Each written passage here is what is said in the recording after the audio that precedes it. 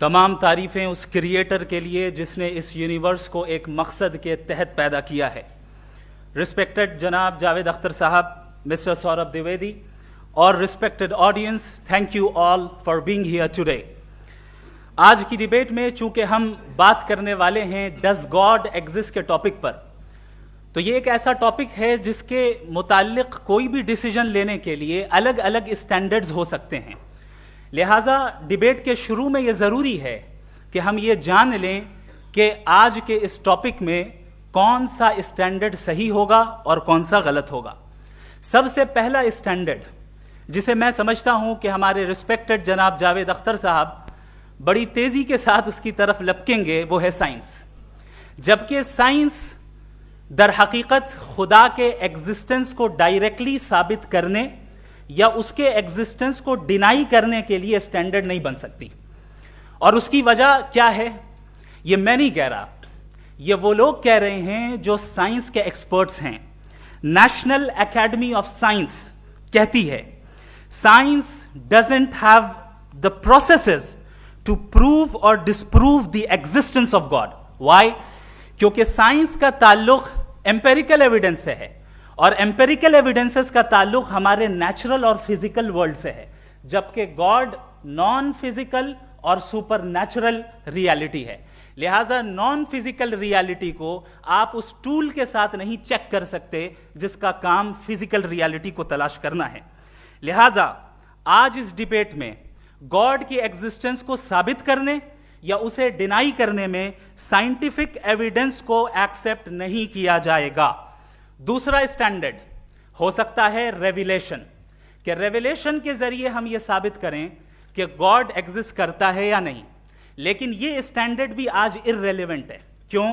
क्योंकि रेविलेशन मेरे नजदीक सोर्स ऑफ नॉलेज है, वैलिड सोर्स ऑफ नॉलेज है, लेकिन हमारे जावेद अख्तर साहब के नजदीक यह वैलिड सोर्स ऑफ नॉलेज नहीं है।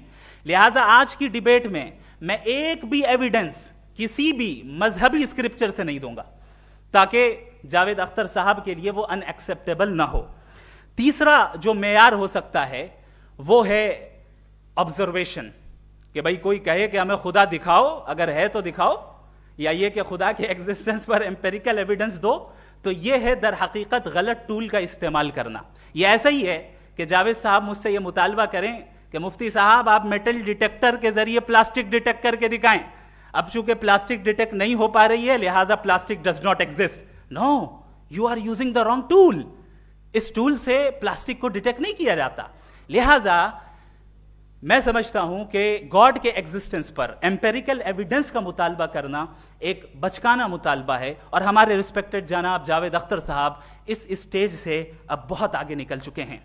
अब बचता है एक ही स्टैंडर्ड, और वो स्टैंडर्ड है अक्ल, लॉजिक, रीजनिंग। और यही वो स्टैंडर्ड है जिसके तहत गॉड की एग्जिस्टेंस को साबित किया जाएगा या गॉड की एग्जिस्टेंस को डिनाई किया जाएगा। लेकिन चूंकि ये बहुत इंपॉर्टेंट और सेंसिटिव टॉपिक है, इसलिए लॉजिकल आर्ग्यूमेंट भी ऐसा होना चाहिए जो डेफिनेटिव हो, इनडेफिनेटिव ना हो, जो 2 और 2 4 की तरह बिल्कुल वाजे हो, जिसे लॉजिकली रिजेक्ट करना पॉसिबल नहीं हो। फॉर एग्जाम्पल हम कहें हमारे रिस्पेक्टेड मिस्टर सौरभ साहब, ये एक इंसान है और तमाम इंसान कॉन्शियस बीइंग है। लिहाजा नतीजा क्या निकला, हमारे सौरभ साहब भी कॉन्शियस बीइंग है। क्या ये इनडेफिनेट आर्ग्यूमेंट है या डेफिनेट आर्ग्यूमेंट है? ये डेफिनेट आर्ग्यूमेंट है। ये 2 और 2 की तरह वाजे है, इसमें किसी तरह जो है लॉजिकली इसको रिजेक्ट नहीं किया जा सकता। तो अगर आज हमारे जावेद अख्तर साहब ऐसी कोई अकली दलील और लॉजिकल एविडेंस दें खुदा के ना होने पर जो डेफिनेट भी हो, तो मैं ये ऐलान करता हूं कि यकीनन मैं उस एविडेंस को कबूल करूंगा और उस पर गौर करूंगा।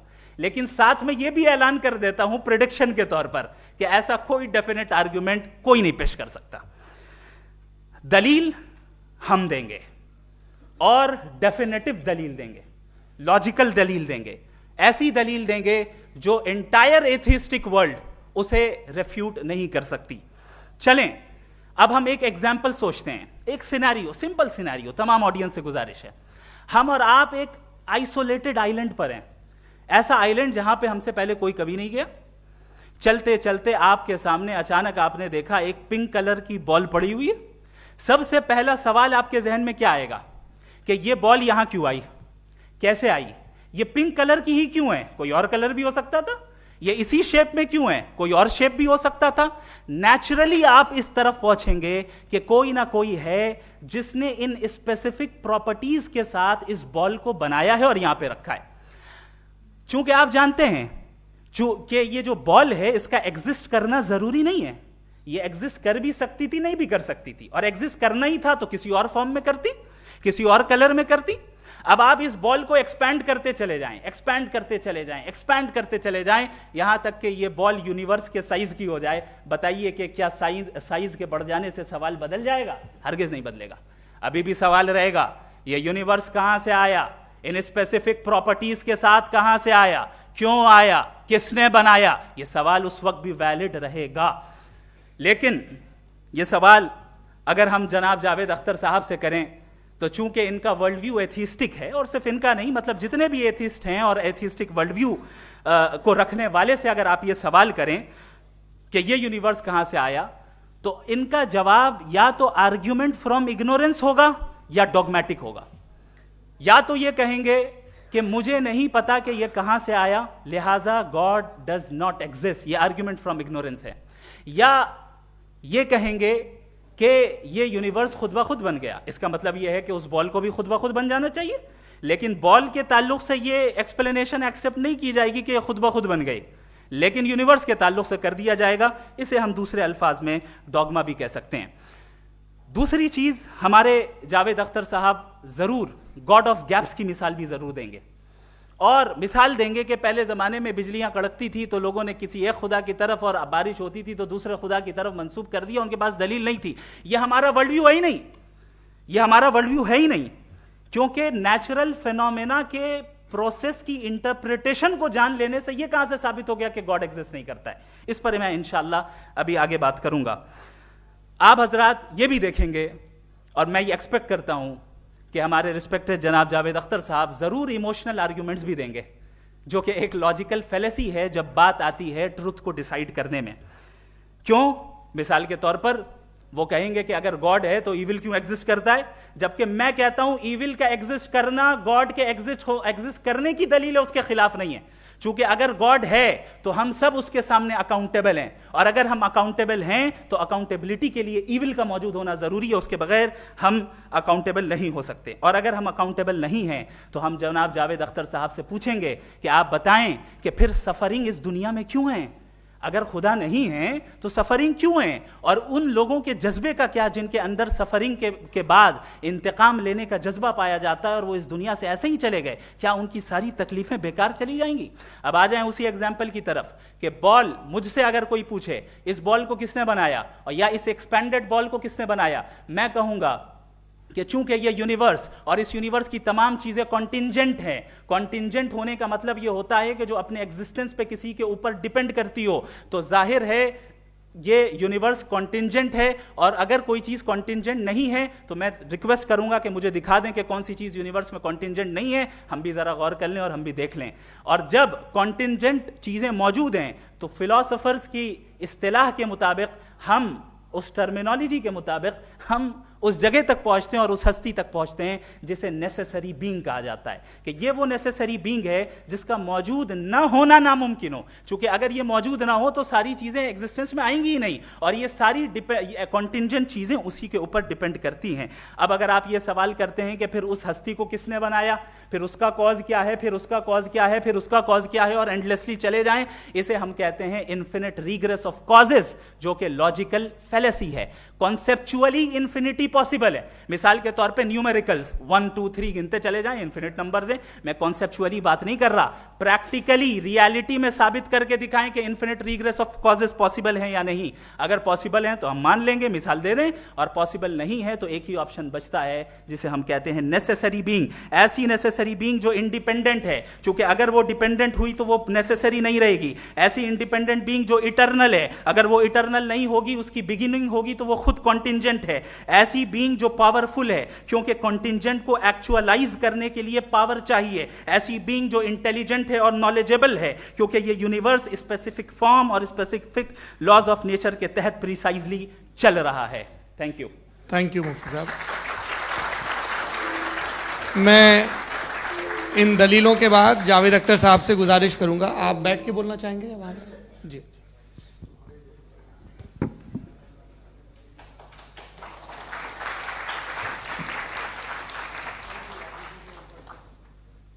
पहले तो मैं मुफ्ती साहब को एक अच्छी खबर देना चाहूँगा कि मेरी नॉलेज साइंस के बारे में बड़ी मामूली है, तो आप फिक्र ना करें उसकी, लेकिन कुछ कॉमन सेंस है मुझ में।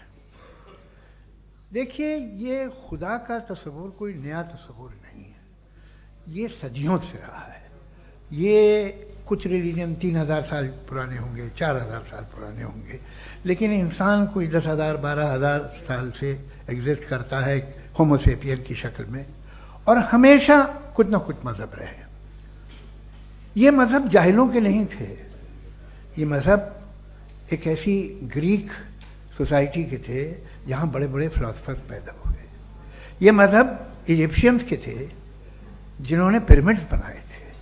ये रोमन्स के थे कि जिनका आर्किटेक्चर और सेनेट यानी पहली बुनियाद डेमोक्रेसी की लिमिटेड थी, मगर डेमोक्रेसी थी, ये उन लोगों ने किए थे।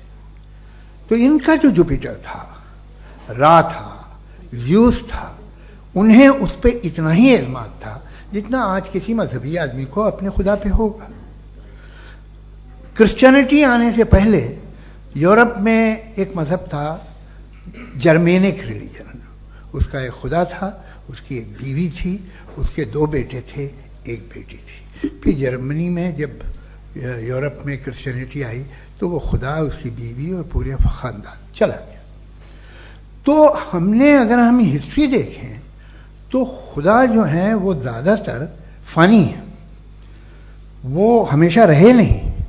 और वो जो लोग इन्हें मानते थे उनको आप कहें वो तो जाहिल थे, उन्हें तो कुछ पता ही नहीं था, ऐसा नहीं है। वो अपने वक्त में बड़े काबिल लोग थे और अपने वक्त में उन्होंने बड़े बड़े काम किए हैं, फिलोसफर्स थे, साइंटिस्ट थे, लेकिन उनका मजहब कहाँ गया, उनके खुदा कहाँ गए? आज जो खुदा हैं दुनिया में लोग उन्हें मानते हैं। आपको क्या मालूम कि कितने बरसों के बाद क्या होने वाला है? हम यूरोप में देखते हैं तो चर्च खाली हैं। तो वक्त के साथ चीज़ें बदलती हैं।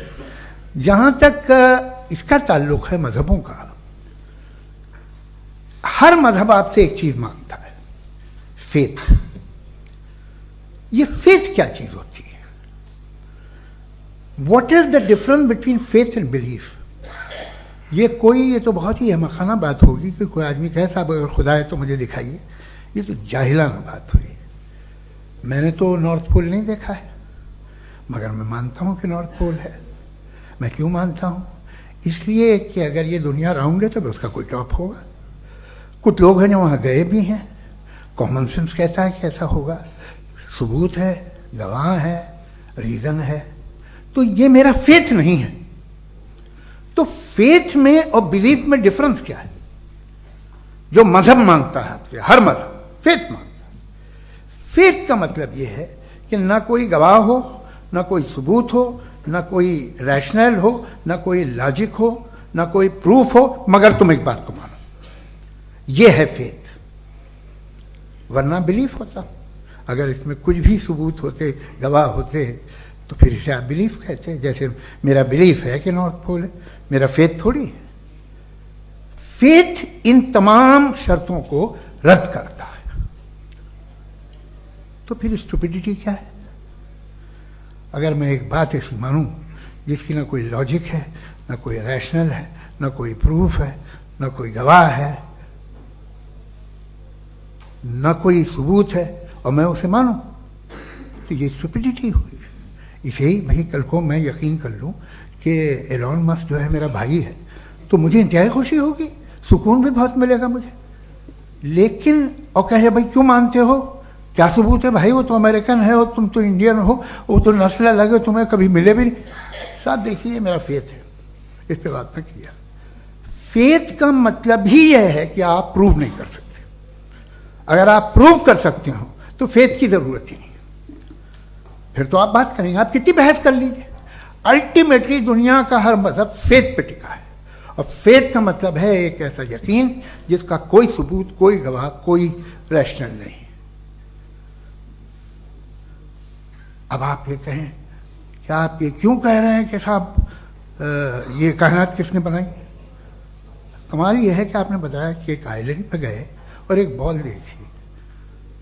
आपने ये नहीं कहा कि आइलैंड किसने बनाया, आपको सिर्फ बॉल पे हैरत हुई।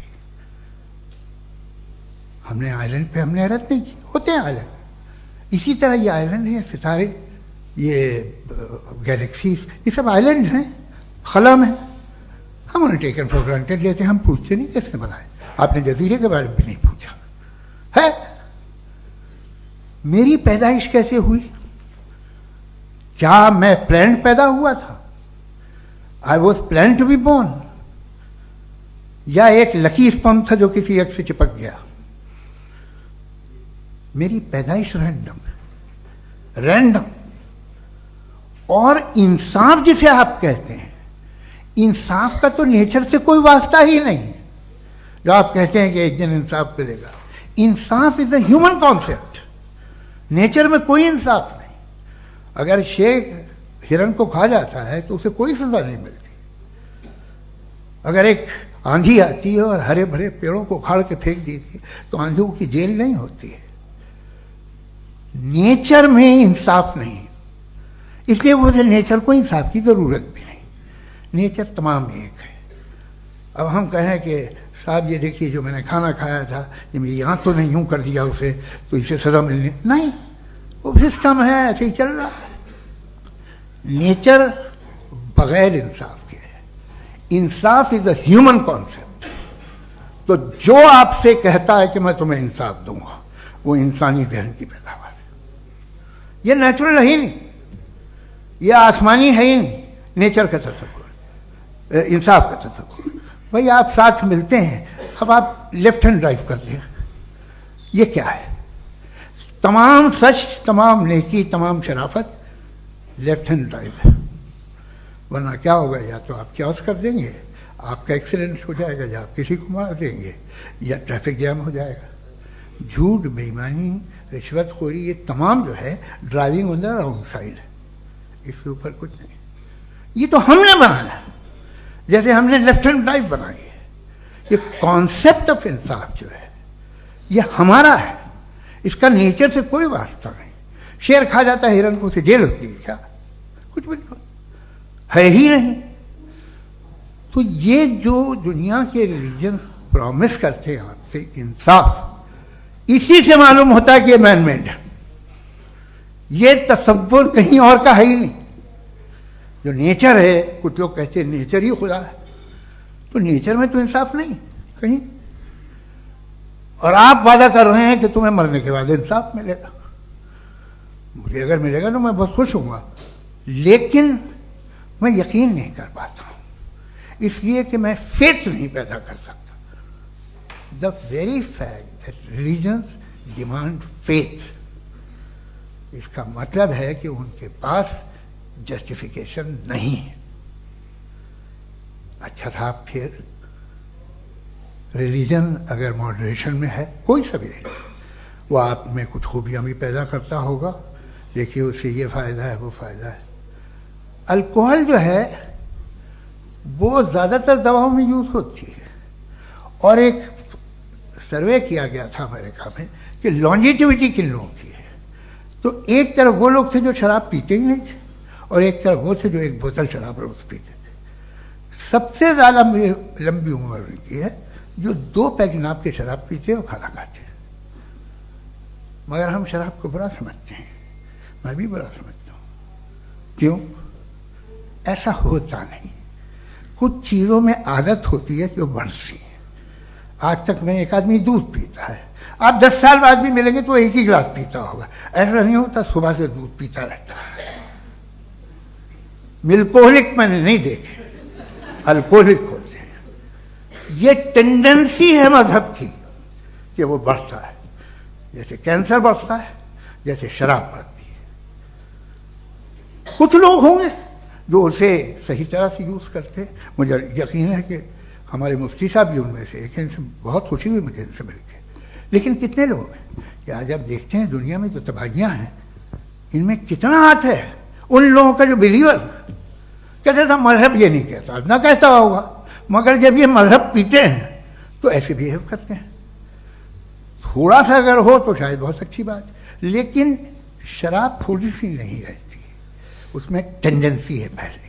थोड़ा सा अगर 2-3 कैंसर के सेल हो ना बॉडी में तो आदमी सिम रहेगा, लेकिन वो 2-3 सेल नहीं रहते, वो मल्टीप्लाई होते हैं। जावेद साहब टाइम पूरा हो गया। टाइम हो गया तो बस बात खत्म हो गई। अच्छा, मुझे कुछ और कहने को था भी नहीं। जी, मैं पहले जवाबी दौर के लिए इनवाइट कर रहा हूं मुफ्ती साहब को। Your rebuttal round 1, you have 7 minutes.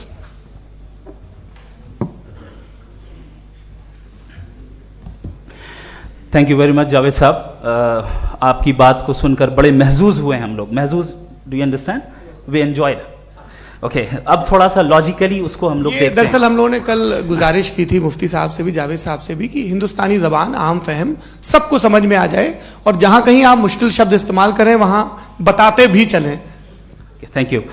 तो सबसे पहले हमारे रिस्पेक्टेड जावेद साहब ने हवाला दिया कि खुदा फानी है, कितने मजहब आगे चले गए, किसी ने जुपिटर को खुदा माना, किसी ने किसी को माना। मैं कहता हूं जिसने कॉन्टिंजेंट चीज को खुदा माना, गलत माना, वो खुदा ही नहीं, वो खुदा ही नहीं है। हम तो नेसेसरी बीइंग को साबित करने बैठे हैं, वो नेसेसरी कॉज जो इटरनल है, जो अबदी भी है और अजली भी है। हम किसी और को साबित करने नहीं बैठे। दूसरी चीज उन्होंने कहा कि फेथ एंड बिलीफ, ये एक ऐसी डेफिनेशन है फेथ की जो इन्होंने पहली मर्तबा पेश की है, या माफ कीजिएगा इन्होंने पहली मर्तबा पेश नहीं की है, रिचर्ड डॉकिंस ने पहली मर्तबा पेश की है। मुझे मालूम है ये सोर्स कहां से है। एपिस्टेमोलॉजिकली फेथ और बिलीफ का फर्क आप इस तरह नहीं कर सकते सर। फेथ सही भी होता है, गलत भी होता है, बिलीफ सही भी होता है, गलत भी होता है। जो लॉजिक, रीजन और एविडेंस से बैक्ड होगा वो फेथ सही होगा। और आप जिस फेथ की बात कर रहे हैं कि इलॉजिकल है और उसके पीछे नहीं है, तो we are on the same page. हम नहीं मानते उस फेथ को, जो फेथ ऐसा हो जिसके पीछे कोई लॉजिक ना हो, एविडेंस ना हो, हम नहीं मानते। हम तो उस फेथ के कायल हैं जिसके पीछे लॉजिक हो और एविडेंस हो। तो बिलीफ सही भी होता है, गलत भी होता है, फेथ भी सही होता है और गलत भी होता है। तो आज फेथ और बिलीफ के डिफरेंस पे बात नहीं हो रही है। आज आप चाहे फेथ एक्सेप्ट कर लें या बिलीफ एक्सेप्ट कर लें, आज ये बात होगी कि ट्रूथ क्या है। चाहे ट्रू बिलीफ सही है या ट्रू फेथ सही है, और फॉल्स फेथ क्या है और फॉल्स बिलीफ क्या है, बात इस पे हो रही। दूसरी चीज इन्होंने पूछा स्टुपिडिटी फिर क्या है। अगर फेथ रिलीजन स्टुपिडिटी नहीं है तो और क्या है? चूंकि फेथ का मुतालबा करते हैं तो स्टुपिडिटी क्या है? मैं कहता हूं स्टुपिडिटी एथिज्म है। उसकी वजह यह है कि आप एक सड़क पे जा रहे हो और आप किसी गार्डन में जाएं और देखें वहां लिखा है फूलों के साथ, I love Javed Akhtar and I really do, I love you sir. तो जब आप वहां पर पहुंचे तो वहां पहुंचकर अब ये बताएं, क्या आप ये कहेंगे wow what a natural selection? ये क्या नेचुरल सिलेक्शन है? नहीं, ये प्रिसाइजली डिजाइंड है, इसके पीछे डिजाइनर है। लिहाजा अगर कोई एक ऐसी कॉमन सेंस की बात को कबूल नहीं कर रहा है कि यूनिवर्स जो इतने प्रिसाइजली काम कर रहा है, हम कह दें कि खुद ब खुद बन गई, मैं समझता हूं इससे बड़ी स्टुपिडिटी और कुछ नहीं है। ये रैशनल चीज है। फिर हमारे सर ने कहा कि आपने बॉल पे फोकस किया, आइलैंड पे फोकस नहीं किया।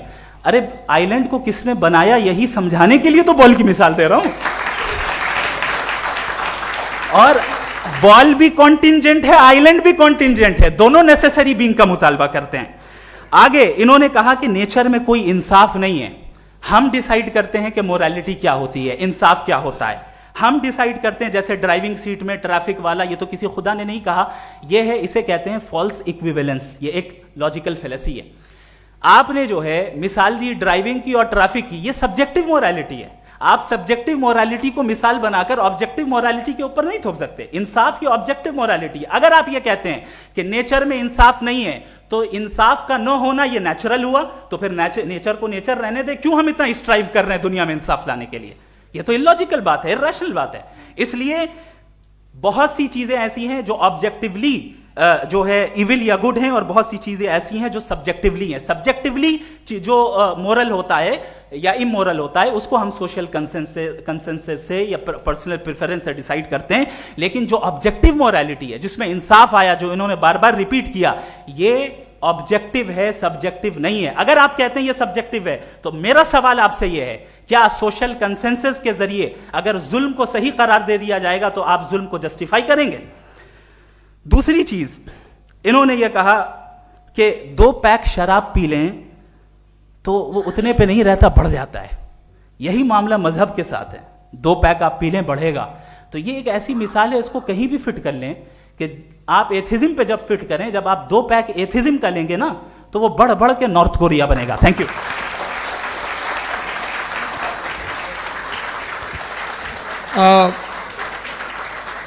फर्स्ट राउंड के रिबटल के लिए मैं जावेद साहब को इनवाइट कर रहा हूं। आपके पास 7 मिनट का वक्त है, रीसेट कर दीजिएगा प्लीज। मुझे इस बात की खुशी है कि मुफ्ती साहब ने भी मान लिया कि नेचर में कोई इंसाफ नहीं है। तो कोई भी चीज़ जो इंसान ने नहीं बनाई है उसमें इंसाफ नहीं होता है। एक बात मैं आपसे अर्ज करूं, जरा पता लगा लीजिएगा, ये जो आप बाग में जाते हैं बेहद खूबसूरत फूल देखते हैं ना, इनमें से कोई नेचुरल नहीं है। ये सारे फूल क्रॉस करके बनाए गए हैं। जो जंगल में फूल होते हैं निहायत मामूली होते हैं, ये फूल इंसानों ने बनाए हैं। जो आप बाग में देख के वाह वाह कहते हैं, ये इंसानों के बनाए हुए हैं। डिफरेंट फूलों को क्रॉस करके, डेवलप करके, फिर क्रॉस करके इस तरह से बनाए गए। नेचुरल फ्लावर नहीं। किसी जंगल वीरान में जाके आप गुलाब के फूल नहीं देखेंगे। ये सब बनाए हुए इंसान ने, बहुत से काम इंसान ने किए। बाकी है कि आपने मेरी एक बात का जवाब नहीं दिया, जिससे मुझे शिकायत है कि फेथ क्या है और आप फेथ मांगते क्यों हैं मुझसे? आप तो लॉजिकल हैं, आपके पास तो सारे रैशनल हैं, आपके पास सारे सबूत हैं, तो आपको फेथ की डिमांड क्यों करते हैं कि भाई तुम सरेंडर कर दो और सवाल मत करो? कोई मजहब सारे सवाल करने की इजाजत नहीं देता है और मना करता है कि दादा सवाल ना करो, बह जाओगे तुम। आप क्यों रोकते हैं? हकीकत यह है कि इंसानी तारीख क्या है। इंसानी तारीख यह है कि दुनिया में 2 तरह के लोग हुए हैं। एक वो जिन्होंने अपनी लाइल्मी की परस्तिश की है, दूसरे वो जिन्होंने अपनी इग्नोरेंस या लाइल्मी से झगड़ा किया है और मालूम किया है कि क्या है। ये जो आप कह रहे हैं, आज आप हैरान हैं कि भाई ये यूनिवर्स कैसे बनी। लोग हैरान थे कि सूरज डूबता है तो इधर से कैसे निकलता है। और आप एक कदम जाके हमेशा का मानने को तैयार है, एक कदम पीछे ही मान जाइए। भाई आप इसके बाद जाते हो, कहते सवाल ना करना कि ये कहां से आया, ये पावर तो हमेशा से हमेशा रहेगी। तो आप यूनिवर्स के बारे में मानने में क्या तकलीफ है? एक कदम पहले रुक जाइए। ये हमेशा से थी या नहीं थी, हमें मालूम नहीं है। और ये कहना कि हमें मालूम नहीं है, कमाल ये है कि दुनिया के सारे मजहब सब जानते हैं ये दुनिया कैसे बनी थी, कैसे मिटेगी, मरने के बाद क्या होगा, इनको सब इल्म है। इनको किसी को डायनासोर होते थे पहले ये नहीं पता था, किसी को नहीं पता। किसी भी दुनिया की मजहबी किताब में डायनासोर का जिक्र नहीं है। लेकिन बाकी सब बातें, how to make universe in 4 easy lessons and बाकी सब पता है। जिसको सब पता है वो गड़बड़ है। हम में ये इंकिसार, ये ह्यूमिलिटी होनी चाहिए कि हम ये कहें कि हमें ये बहुत सारी बातें नहीं मालूम, लेकिन हम उनकी परस्तिश ना करना, अपनी लाइल्मी को की परस्तिश ना करें, हम उसे पता लगाने की कोशिश करें। जिस दुनिया में आप बैठे हैं सर, ये हॉल जो है, ये इलेक्ट्रिसिटी जो है, ये माइक जो है, जिस हवाई जहाज से आप आए थे, वो जिस कार से आप यहाँ आए हैं, ये सब उन लोगों की बनाई हुई है जिन्होंने सवाल किए थे। ये दुनिया जिसमें आप आज आराम से हैं, ये उन लोगों की बनाई है कि जिन्होंने सवाल किए थे। और हर स्टेज पे इन सवालों को मकरूह कहा गया था, गलत कहा गया था। आप जरा तारीख पढ़िए, एक बड़ी दिलचस्प किताब है बर्ट्रैंड रसेल की, जिसमें उसने रिलीजन एंड साइंस कि कब से रिलीजन जो है साइंस के अगेंस्ट है। और हद तो यह है कि भाप के इंजन के खिलाफ थे, स्टीम इंजन के भी खिलाफ थे, और फतवे हुए उन पे, वेटिकन ने दिए। तो ये हमेशा, अभी जैसे ही ये राइट विंगर आते हैं अमेरिका में पावर में, तो वो जो अपना ये क्या बोलते हैं उसे, सीड क्या बोल रहे, सीड क्या जो, हाँ नहीं सीड जो होते हैं जिन पे जी नहीं भाई, वो जो ह्यूमन बॉडी के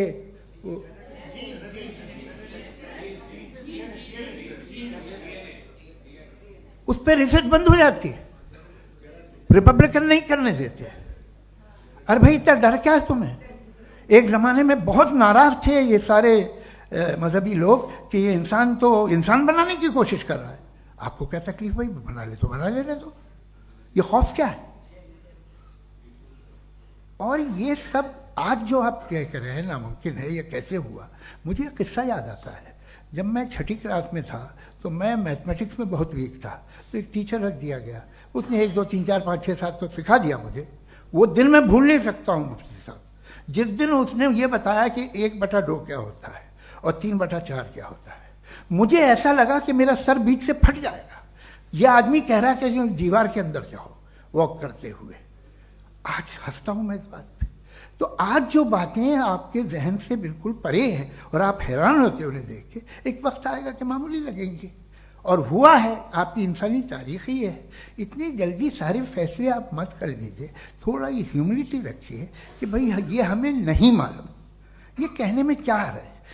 ये यूनिवर्स कहाँ तक फैली, ये कब से है और कब तक रहेगी, हमें नहीं मालूम। आपने फैसला कर लिया कब बनी। ये आपके हिसाब से कोई 14 बिलियन ईयर बनी जो समझा जाता है। उससे पहले हजारों करोड़ों अरबों साल तक खुदा बैठा क्या कर रहा था? खामोश बैठा था, ऐसे ही जमाइयाँ ले रहा था। फिर उसे आइडिया आया, यार एक काम करते, वक्त अच्छा गुजर जाएगा, यूनिवर्स बनाते। सोचिए, वो तो हमेशा से है ना, मगर यूनिवर्स हमेशा से नहीं है, ये तो बनाई गई है। और उससे पहले क्या था, इनका क्या काम था? कैसी बात है, ये बड़ा आसान है। जो बात हमें आज धीरे धीरे पता चली है, बरसों 2000 और 2500 साल पहले आपको किसी ने बता दिया कि क्या था, आप मान गए, और तब से वही मान रहे हैं जो 2500 साल पहले कहा गया था। सब कुछ बदल गया है, सॉल्व हो रही हैं चीजें। अभी साइंस बिल्कुल दावा नहीं करती, या कोई फिलोसफर ये दावा नहीं करता कि हमें सब मालूम, बल्कि वो कहता है कि हमें जितना मालूम होता है उससे ये मालूम होता है कि हमें कितना कम मालूम। तो हम अपनी जहालत से लड़े, उसकी परस्तिश न करें। जी, time. Thank you so much. मैं तर्कों की श्रृंखला में राउंड 2 के लिए मुफ्ती साहब को आमंत्रित कर रहा हूं। आपके पास एक बार फिर से 7 मिनट का वक्त है। शुक्रिया। जनाब जावेद अख्तर साहब कई मर्तबा दोहरा रहे हैं कि फेथ का मतलब बताइए, फेथ का मतलब बताइए। मैंने बता दिया, फेथ सही भी होता है, गलत भी होता है। और आज हम फेथ पे बात नहीं कर रहे, हम ट्रुथ और डज गॉड एग्जिस्ट पे बात कर रहे हैं। क्या डज गॉड एग्जिस्ट, ये ट्रुथ यानी गॉड है या नहीं है, इसमें से दोनों ट्रुथ क्या है। अब आप उसे फेथ कह लें, बिलीफ कह लें, नॉट माई बिजनेस। उसके बाद आपने कहा कि भाई सवाल करने से मजहब रोकता है। मैं कहता हूं जो रोकता है वो रोकता होगा, मैं नहीं रोकता, बल्कि सवाल करें, सवाल करना चाहिए। सवाल कर करके तो हम आगे बढ़ते हैं, तरक्की करते हैं, और इसीलिए मैं आज यहां पे आया हूं। लेकिन सवाल सिर्फ खुदा से नहीं होगा, आपसे भी होगा। सवाल एथिज्म से भी होगा, सवाल सिर्फ मजहब से नहीं होगा, सबसे होगा। और आज मैं सवाल करूंगा और उम्मीद है कि आप जवाब देंगे। अभी तक आपने वैसे कॉन्टिंजेंसी आर्गुमेंट का कोई जवाब नहीं दिया है। चलें, आपने कहा यूनिवर्स के बारे में इटर्नल क्यों नहीं बोल देते। ये चूंकि लॉजिकली पॉसिबल ही नहीं है कि यूनिवर्स इटर्नल हो। यूनिवर्स एक कॉन्टिंजेंट चीज है जो टाइम एंड स्पेस के पाबंद है, टाइम एंड स्पेस से बाउंड है। जो टाइम एंड स्पेस से बाउंड होगा वो कॉन्टिंजेंट होगा, जो कॉन्टिंजेंट होगा वो उसकी बिगिनिंग हुई होगी, जिसकी बिगिनिंग हुई होगी वो इटर्नल नहीं हो सकता। ये तो कॉमन सी बात है।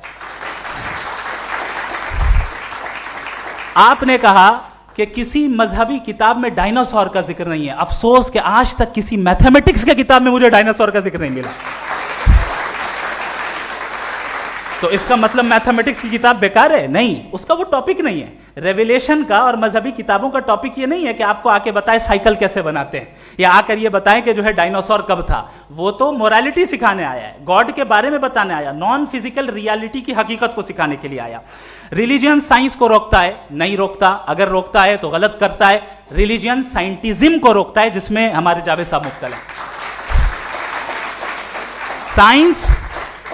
साइंस और साइंटिज्म में फर्क है। साइंटिज्म यह है कि आप समझें कि साइंस और साइंटिफिक मेथोडोलॉजी ये नॉलेज को हासिल करने का वाहिद सोर्स ऑफ नॉलेज है, यह है साइंटिज्म। हम इसे रिजेक्ट करते हैं। हम साइंस को तो तरक्की करते हैं, भाई आप हमारी पूरी तारीख कर लें, पढ़ लें तो आपको पता चल जाएगा। बहरहाल ये अलग टॉपिक है। उसके बाद इन्होंने एक लफ्ज कहा, वेटिकन ने फतवा दिया। वेटिकन का फतवे से कोई ताल्लुक नहीं है, दोनों कॉन्ट्राडिक्टरी अल्फाज हैं। उसके बाद उन्होंने कहा कि भाई हमें नहीं मालूम। अगर नहीं मालूम तो क्लियरली कह देना कि नहीं मालूम है, इसमें क्या हरज है? तो वही तो मैं कह रहा हूं ना कि आप कह दें कि नहीं मालूम, लेकिन क्लेम क्यों कर रहे हैं कि गॉड एग्जिस्ट नहीं कर रहा है? आप कह दें नहीं मालूम है, हो सकता है हो सकता ना हो, लेकिन आप क्लेम कर रहे हैं। The moment you say God does not exist, this is a claim, and now the burden of proof is upon you too, जैसे हमारे ऊपर है। और क्यों है मैं बताता हूं, क्यों है ये भी मैं बताता हूं। फिलोसॉफिकली जो क्लेम होता है ना, सिर्फ ये नहीं होता कि इंसान कहे पॉजिटिव क्लेम करे और नेगेटिव क्लेम करे तो बर्डन ऑफ प्रूफ नहीं है। आप मिसाल के तौर पे मैं कहूं कि फुला उस कमरे में कोई नहीं है, मैंने एक नॉलेज का क्लेम किया है।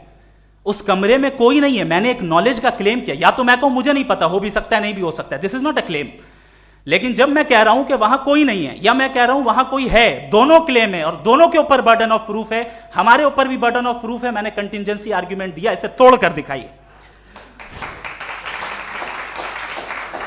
आखिरी चीज, इन्होंने कहा कि खुदा दुनिया बनाने से पहले 150 साल पहले या करोड़ों साल पहले क्या कर रहा था। अरे हजरत, चलें बहरहाल मैं जवाब दे देता हूं। आप हमारे रिस्पेक्टेड पर्सनालिटी हैं, अगर आप नहीं होते तो मैं इसे एंटरटेन ही नहीं करता। टाइम, ये 100 साल पहले या 100 साल बाद, पहले बाद में अभी, ये वो अल्फाज हैं जिनका ताल्लुक टाइम से है।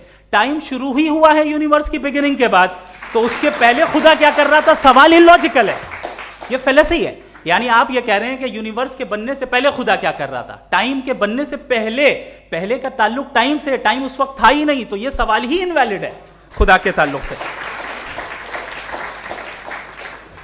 दूसरी चीज, आर्ग्यूमेंट ऑफ कंटिजेंसी जो मैंने आपके सामने पेश की है, आपने बार बार ये प्रूफ किया और ये कह रहे हैं कि गॉड ऑफ गैप्स। देखिए, पहले नहीं मालूम था, साइंस ने कर दिया। सिंपल्स की मिसाल से मैं समझा देता हूं। जिस गैप्स की आप बात कर रहे हैं ना, साइंस उन गैप्स को जिन चीज के जरिए भी प्रूव करेगा वो कॉन्टिजेंट ही होगा। अब चाहे वो फोर्स हो, मैटर हो या एनर्जी हो। लिहाजा सवाल हमारा उस वक्त भी वैलिड होगा जब तक कि आप नेसेसरी बीइंग पे ना आ जाएं, और इन्फिनिट रिग्रेस पॉसिबल नहीं है of causes in practical world, तो जाहिर है कहीं रुकना पड़ेगा। जहां रुकेंगे वही खुदा है। दूसरी चीज, आपने ये कहा, क्या कह रहा था मैं, किस पॉइंट को? What? Oh no, after that. Just now. हाँ, जहां रुकेंगे वही खुदा है। बहरहाल, तो टाइम का जिक्र हो गया, गॉड ऑफ गैप, सॉरी, या इसकी एक मिसाल आप ले लें।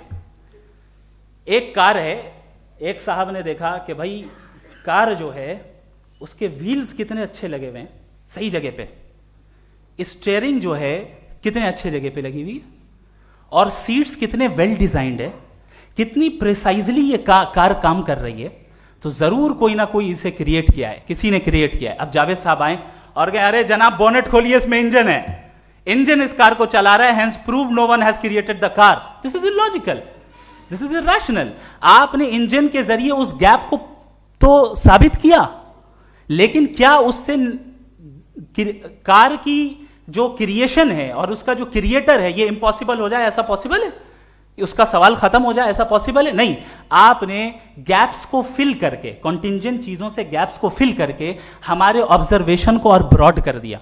अब हमें और पता चल गया कि ये जो कार है इसका सिस्टम कितना ज्यादा कॉम्प्लेक्स है। पहले कम समझते थे, अब कॉम्प्लेक्सिटी और ज्यादा वाजे हो गई। अब हमें समझ में आ रहा है कि हमारी सर्टेनिटी और बढ़ गई कि जरूर इस कार को किसी ना किसी ने बनाया। यही मामला यूनिवर्स का है। साइंस हमेशा फिजिकल वर्ल्ड की चीजों को ही फिल करती जाएगी और फिजिकल चीजों से ही करती जाएगी, क्योंकि एम्पेरिकल एविडेंस का ताल्लुक फिजिकल वर्ल्ड से है। आप साइंस के जरिए मेटाफिजिकल रियलिटी को कभी साबित नहीं कर सकते। ये रॉन्ग टूल का इस्तेमाल करना है। ये वही काम है कि आप मेटल डिटेक्टर से प्लास्टिक डिटेक्टर करने चलें, जो कि जाहिर है सही नहीं है। Thank you.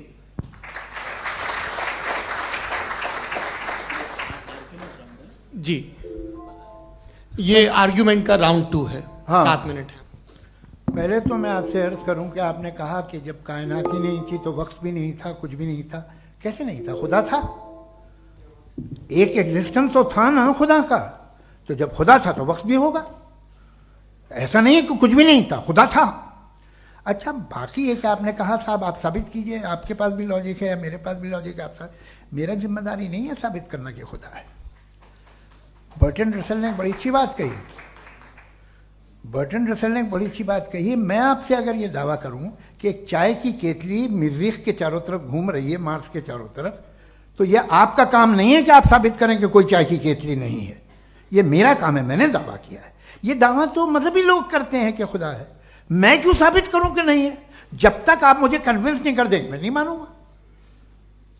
आपकी जिम्मेदारी है, मेरी जिम्मेदारी नहीं है। दोयम ये कि ये जो आप कह रहे हैं, जो गैप्स हैं, ये गैप जब जब किसी मजहब को चैलेंज करते हैं, जब ऐसा कोई बात आती है तो हंगामा हो जाता है कि जब वो चैलेंज करें किसी फेथ को। ये तमाम साइंस जो है इसे मुख्तलिफ जगहों पे मुख्तलिफ वक्तों में मजहब ने रोकने की कोशिश की है। ये किताब है religion and science, Burton Russell की, पढ़िएगा, अच्छी लगेगी आपको। तारीख ही है साइंस, मजहब की साइंस से उसका यही रिश्ता है। अच्छा, अब ये हम सोचें कि बहरहाल ये वजूद जो है मजहब और ये बिलीव इन गॉड इंसान को बेहतर बना देता है। तो एक काम कीजिए, हिंदुस्तान वर्ल्ड का नक्शा लीजिए और मार्क कीजिए कि रिलीजन कहाँ कहाँ ज़्यादा है, कहाँ कहाँ, चाहे वो लैटिन अमेरिका हो या मिडल ईस्ट हो या फार ईस्ट हो या हिंदुस्तान के वो इलाके जहाँ मजहबियत ज़्यादा है। रख दीजिए नक्शा अलग। अब दूसरा नक्शा कि कहाँ कहाँ नाइंसाफ़ी, रिप्रेशन, औरतों के हुकूक की पामाली, जुल्म, डिक्टेटरशिप कहाँ है, नक्शा एक ही होगा। तो आप मुझे बताएं कि जो इसका तरकीब इस्तेमाल क्या है। खुदा का तरकीब इस्तेमाल तो बताइए। आप छोटी सी दवा सड़क पे बेचते हैं, उसकी भी तरकीब इस्तेमाल बताते हैं। इसके इस्तेमाल से तो फायदे नहीं हुआ किसी को। जो सारे के सारे खराब मुल्क हैं, खराब समाज है, वो सारे जुल्म खुदा के नाम पे करते हैं। वो गलत करते हैं, सही करते हैं, मुझे क्या लेना देना उससे। इस्तेमाल से मालूम होता ना। एक विस्की की बोतल कभी शायद देखी हो आपने, लाल रंग की होती है, उस पर रोशनी और छिपड़ा इंतहाई खूबसूरत लगती है, क्या बिगाड़ रही है किसी का? उसका इस्तेमाल गलत है, इसलिए आप उसे नापसंद करते हैं। इसका इस्तेमाल गलत है, इस तसव्वुर का इस्तेमाल ही गलत है और हमेशा से गलत हुआ है। आप देख लीजिए, इंसानी तारीख देख लीजिए, आज देख लीजिए, हिंदुस्तान देखिए, दुनिया देख लीजिए क्या हो रहा है। इसे कैसे इस्तेमाल कर रहे हैं फेथ वाले लोग? क्या फेयर हैं, जस्ट हैं, जो अपने खुदाओं पे यकीन रखते हैं? वो किस तरह के लोग हैं? वो लोगों को इंसाफ देते हैं, वो बेहतर इंसान बने। तो इस दवा का फ़ायदा क्या है? चलो बहुत फ़ायदा हो रहा तो मैं इस्तेमाल कर लूँगा। मुझे तो इस दवा का कोई फ़ायदा दिखता ही नहीं। मुझे तो ऐसा लगता, मैं एक और बात बताऊं, अगर कोई आदमी मजहबी है और अच्छा आदमी है तो मैं उसकी बहुत इज्जत करता हूँ, इसलिए कि मेरा ख्याल है मजहबी आदमी का अच्छा होना मुझसे अच्छा होने से ज़्यादा मुश्किल है।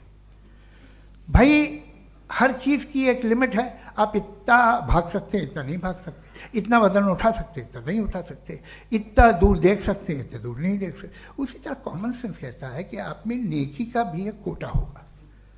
अब आप अगर सुबह जाते हैं अपनी इबादत गाह और इबादत करते हैं तो बाहर निकलते हैं तो आप तो यही महसूस करते हैं कि आपने एक बहुत अच्छा काम किया, आपकी नेकी का एक बहुत बड़ा कोटा खर्च हो गया जिससे किसी का कोई फ़ायदा नहीं। मैं तो नहीं जाता हूं, तो मुझे तो किसी को खाना खिलाना पड़ेगा, किसी बेवा की मदद करनी पड़ेगी।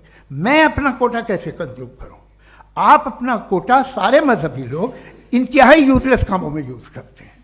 उसके बाद भी अगर आप में बच्ची है थोड़ी सी शराफत, तो भाई वाह क्या बात है।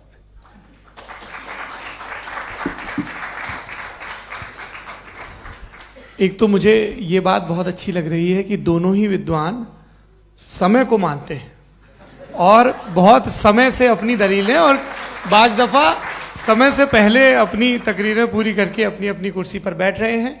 ये इस आर्ग्यूमेंट का राउंड 2 पूरा हुआ। अब रिबटल का राउंड 2 है और उसके बाद क्रॉस एग्जामिनेशन होगा। नहीं, आपका आर्ग्यूमेंट हो गया सर। हमारे यहाँ स्कूल के सिलेबस में पंच परमेश्वर कहानी पढ़ाई जाती है प्रेमचंद जी की लिखी हुई। आप निश्चिंत रहिए, आपके कोई राउंड में मिस नहीं होने दूंगा। रिबटल का राउंड 2 मुफ्ती शमाइल नदवी साहब।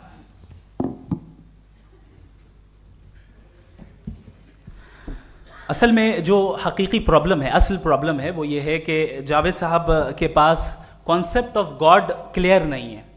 इन्होंने कहा कि कायनात से पहले खुदा तो था, तब भी तो टाइम होगा। ये टाइम कायनात का हिस्सा है। हम खुदा, उस खुदा को मानते हैं नेसेसरी बीइंग का टाइमलेस होना जरूरी है, चूंकि वो टाइम का क्रिएटर है। जब उसने टाइम को क्रिएट किया तो वो खुद टाइम पे कैसे होगा? उसने जब स्पेस को क्रिएट किया तो खुद स्पेस में कैसे होगा? अगर वो टाइम एंड स्पेस को पहले से ही उसका पाबंद है तो फिर किस चीज को उसने क्रिएट किया? लिहाजा ये सवाल गलत है कि खुदा था तो टाइम होगा। बिल्कुल नहीं, टाइम के पाबंद हम है, खुदा नहीं है। हम फिजिकल वर्ल्ड से ताल्लुक रखते हैं, वो मेटाफिजिकल रियलिटी है। दूसरी चीज इन्होंने मिसाल दी कि चाय की केतली हवा में घूम रही होगी, और पता नहीं शायद वो बर्टन रसल का उन्होंने हवाला दिया। बहरहाल यही प्रॉब्लम है। प्रॉब्लम यही है कि हम चीजों के दरमियान डिफरेंशिएट नहीं कर पाते हैं। ये जो आपने मिसाल दी ये इमेजिनेशन है, और मैं जो साबित कर रहा हूं वो लॉजिकल नेसेसिटी है। आप इमेजिन करने आए तो कुछ भी करें, जुपिटर में पिंक एलिफेंट होगा, यूनिकॉर्न होगा, करें, उससे कायनात पे क्या फर्क पड़ता है? उससे आप लॉजिकल नेसेसिटी साबित नहीं कर सकते। मैं तो उस प्राइम कॉज की बात कर रहा हूं, उस नेसेसरी बीइंग की बात कर रहा हूं जिसके बगैर इस कायनात का एग्जिस्टेंस मुमकिन नहीं है। दूसरी चीज, मजहब को साइंस चैलेंज करती है वगैरह वगैरह, ये हमारा टॉपिक ही नहीं है। मैं इस पर बात करूंगा तो फिर मेरा वक्त चला जाएगा। मजहब के ऊपर चूंकि हमारी डिस्कशन नहीं है, साइंस को मजहब और बिलखुसूस मैं और हमारा वर्ल्ड व्यू कम अज कम साइंस को पीछे नहीं करता है, साइंटिज्म की मजम्मत करता है। इसकी वजाहत मैंने पहले कर दी। दूसरी चीज इन्होंने कहा वर्ल्ड का नक्शा लीजिए, वर्ल्ड मैप लीजिए, 2 अलग अलग जगह की। हजरत, मैंने ये होमवर्क किया था और मैंने मिडिल ईस्ट का एक नक्शा लिया और यूरोप का एक नक्शा लिया। ये मजहबी इलाका और ये लिबरल और एथीस्ट इलाका। मुझे पता चला कि सबसे ज्यादा रेप केसेस जो हैं वहां पर है।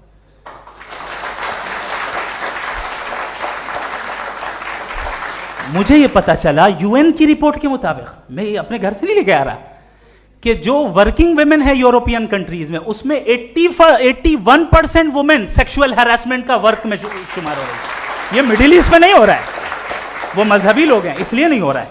दूसरी चीज, आपने ये कहा कि मजहबी आदमी का अच्छा होना हमारे अच्छे होने से बहुत मुश्किल है, बहुत मुश्किल है। तो इसका मतलब यह है कि गॉड के अलावा आपके पास अच्छे और बुरे का कोई स्टैंडर्ड है।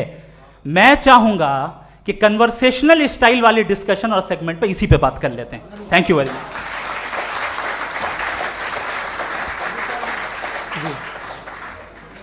ये रिबटल का राउंड 2 है। आपके पास 5 मिनट का वक्त है और इसके बाद क्रॉस एग्जामिनेशन शुरू करेंगे। आप चाहें तो जो इन्होंने सवाल पूछे उनके जवाब आप रिबटल में भी दे सकते हैं। जी जी, देखिए, पहले तो ये बात कि ये मिसाल गलत नहीं है, गलत है।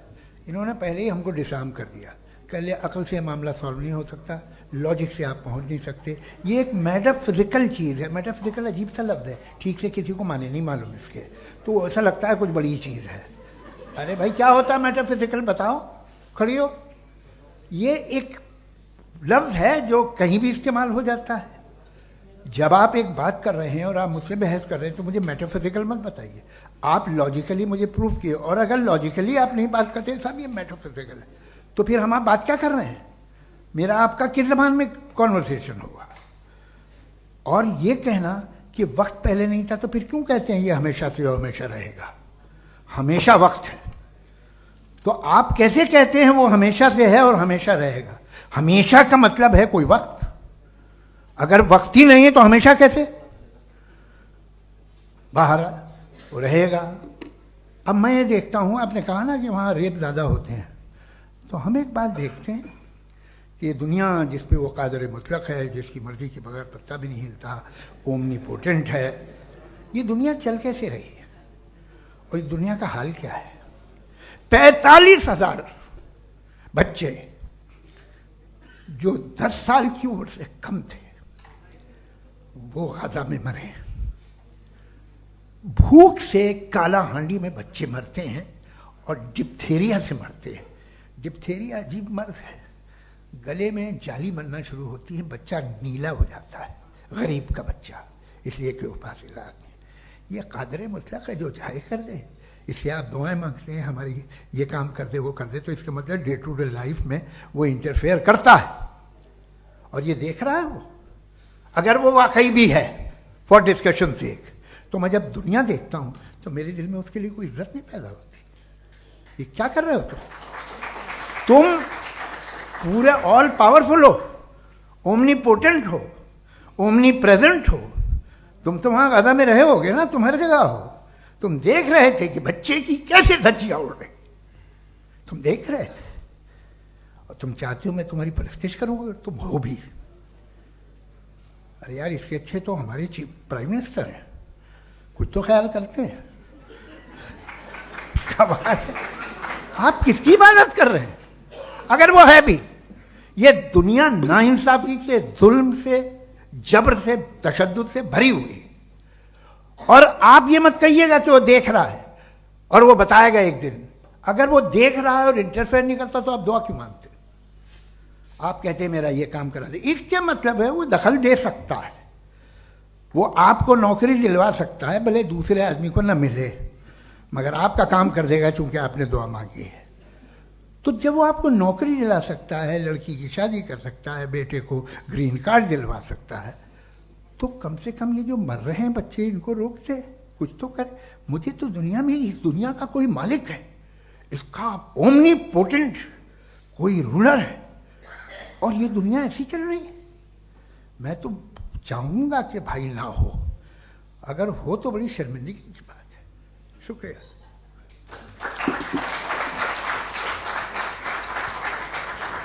देवियों और सज्जनों, इस बहस के 2 राउंड और 2 रिबटल पूरे हो चुके हैं।